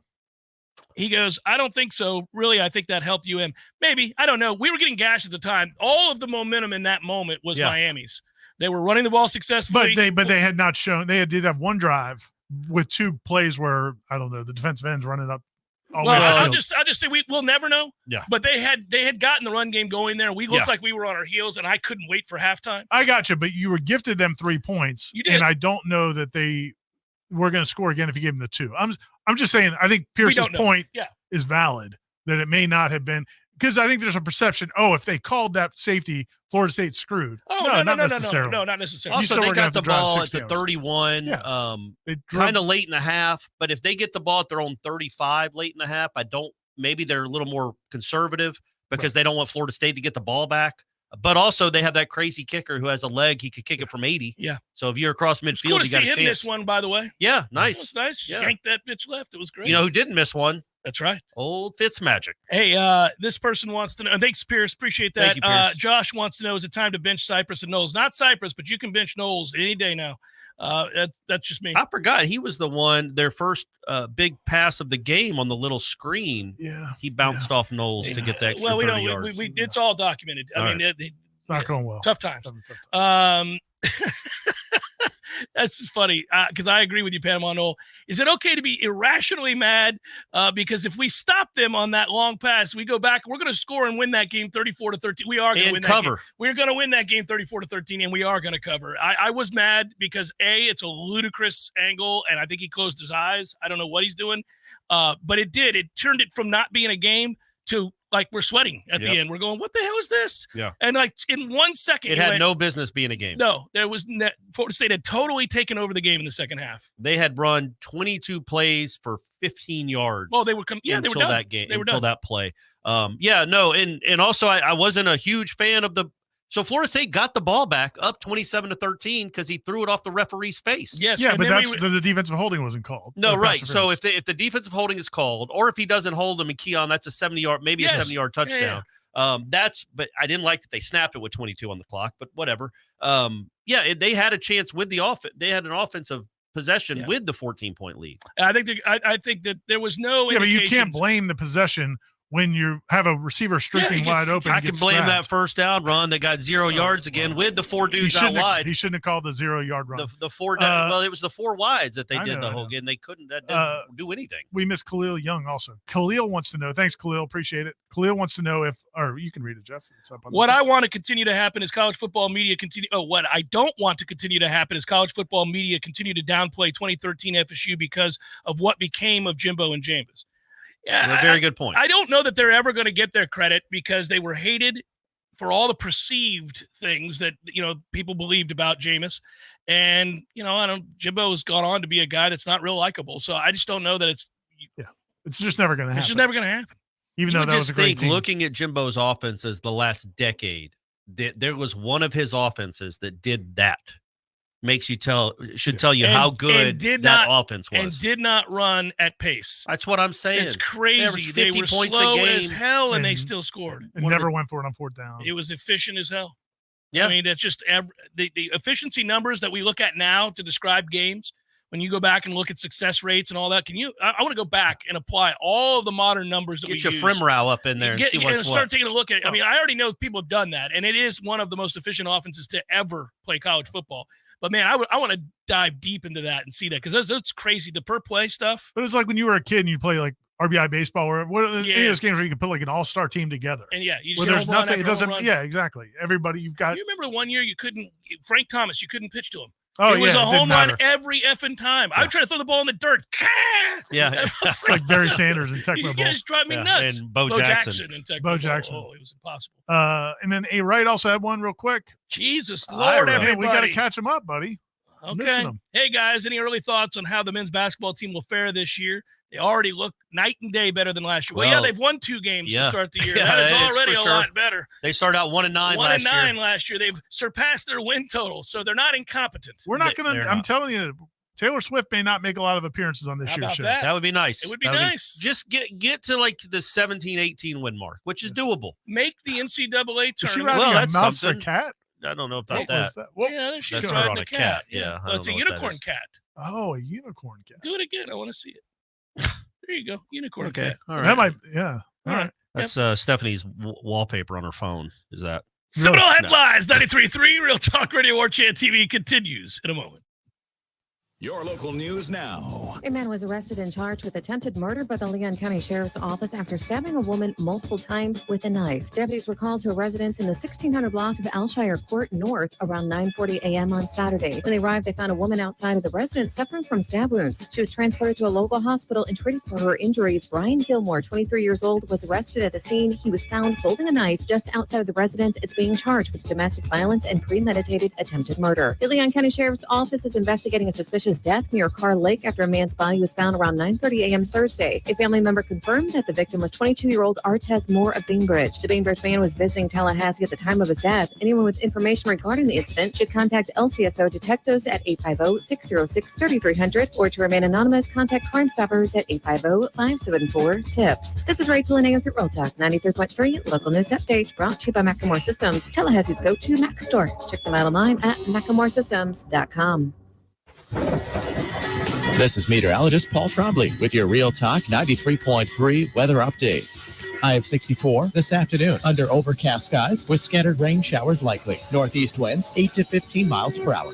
Scattered rain showers again tonight. Lows level off around 56. Overcast skies. Cloudy skies expected tomorrow. Scattered rain showers likely. Daytime highs approaching 66. This report is brought to you by the Lawn Johns. For all your landscaping and lawn care needs, visit thelawnjohns.com. Right now, 63. The weather is unpredictable and can cause issues around your home. Weston Trawick provides commercial, residential, and industrial electrical wiring services, yearly inspections on fire alarms, portable generator sales, and so much more. With 24/7 emergency service and repair, Weston Trawick will be your calm in the storm. Give them a call at 514-0003. Weston Trawick. Professional electrical services day or night. Visit online at westontrawick.com.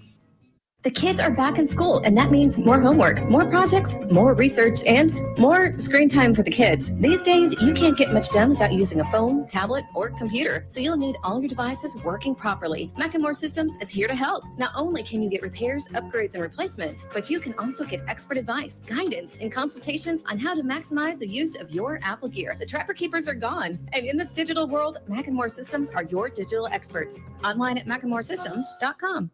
Life is stressful. Dinner shouldn't be. That motto is why Register Sausage has been doing business in the Florida Panhandle and Lower Alabama for over 75 years. A proud sponsor of Seminole Headlines, Register Sausage always provides the best Southern smoked sausage to over 140 grocery stores and restaurants throughout the Southeast. Headliners have discovered the Register's difference. You can too. To find a store that carries Registers near you or to buy directly, head to registermeats.com. That's registermeats.com.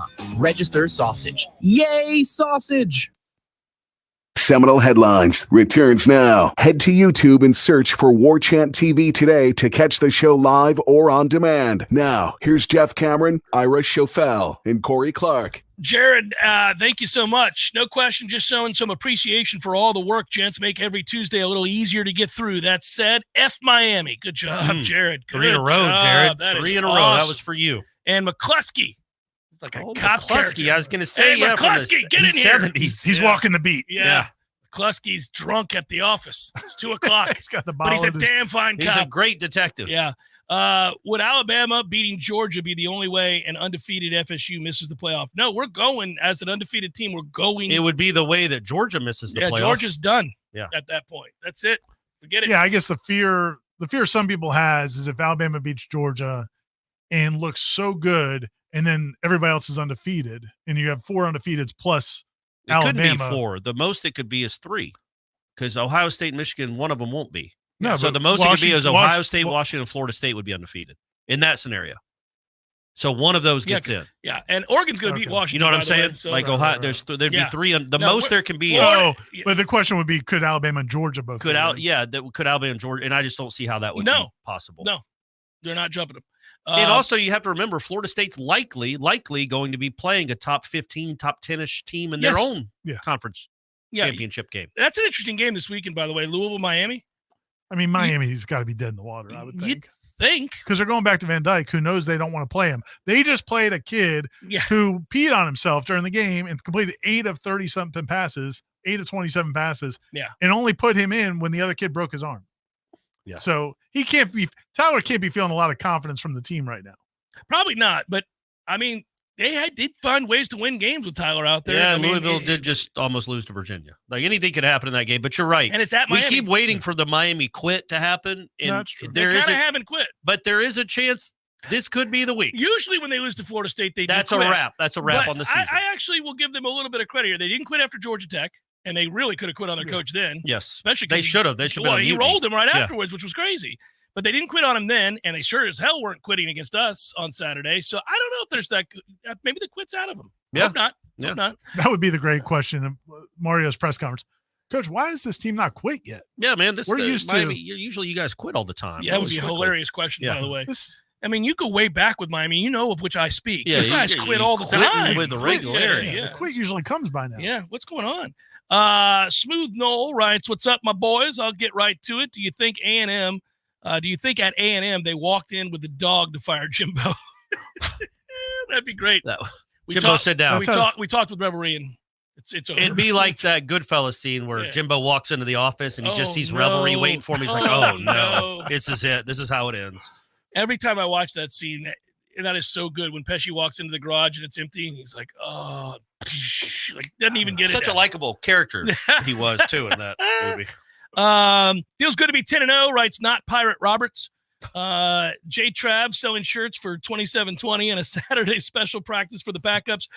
With that being said, did you see the other shirt that he was selling? I think it was his company that does it. It's the 305, but they X out the 5. Yeah. It's 3-0. 3-0. I feel like if I hadn't looked that up, that maybe nobody would have ever brought that up. Possibly. Because I went and looked it up to make sure that was true. And he's the first quarterback to ever beat them 3 straight times for Florida State, I mean. Yeah, and Joe, who handles his former FSU player, who handles his NIL stuff, said it's not a big hit in Miami. Like, people in Miami aren't loving that shirt. Oh, well, too bad, man. We should order some for people in Miami. Just have it at send them to send it to them. Like, oh, this person lives in the area code. Let's send it to them. See if they like it. Just shows up on the I like it.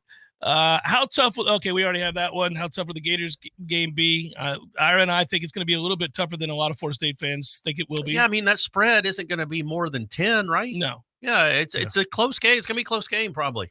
Yeah, it's going to be a toughie. Squin67 writes, on Wake Up Warchant, it was stated that if we make the playoffs, teams are just going to be able to run on us. Do you think our D-line with 4 weeks of rest plus Darrell Jackson will get run over? I number one, I would reverse that. If we said that, I don't know how that would have been said. I think it was the flip. If they make the playoffs, they're not going to be able to run traditionally on those defenses. That is correct. That's what I mean. I think that's the season has told us. Yes, you're not going to be able in the play. You're not going to be able to run against Georgia traditionally. Yes, I believe Squin or S Quinn. No way. No, why would I have said? I don't believe that. Lie. I don't believe that. Lie. I mean, I might have said it. I might have misspoke. I do that occasionally. I do say all kinds of stuff. But yeah, no, I don't think they're going to run traditionally against those defenses. There are a lot of talking heads nationally who look at just the blanket rushing statistics and think that Florida State's not a good rushing defense. I think most of us believe that they're a better rushing defense than the numbers might imply. Yeah, than the antiquated old traditional numbers, yes. T-Money Knowles wrote, say we go undefeated, but lose in the ACC championship and then win a bowl game and finish 13-1. Is that a good season? Yes. It's a good season, but boy, that would hurt. To not win the conference championship at this point would be brutal. It would be more brutal. See, what do you think about this? Would you rather lose the Florida game or the Louisville game? Oh, Jesus, man. You know what I mean? I know it's a toughie. That's Sophie's choice. But I feel like you lose to Florida, you hate it. You hate it. It's awful. But man, for a lot of reasons, though, man. You want this team to get a trophy. It knocks you out of the playoff, plus it's a loss to Florida. And they get the right of saying they're an average-ass 6-win team. Yeah, it'd be like 97. It'd feel like 97 a little bit. At least that 97 team was better than this Florida team. If you had to lose to one of them, I think it's Louisville, but Well, that would be a heartbreaker too, because you're like win over Louisville on a neutral site away from going.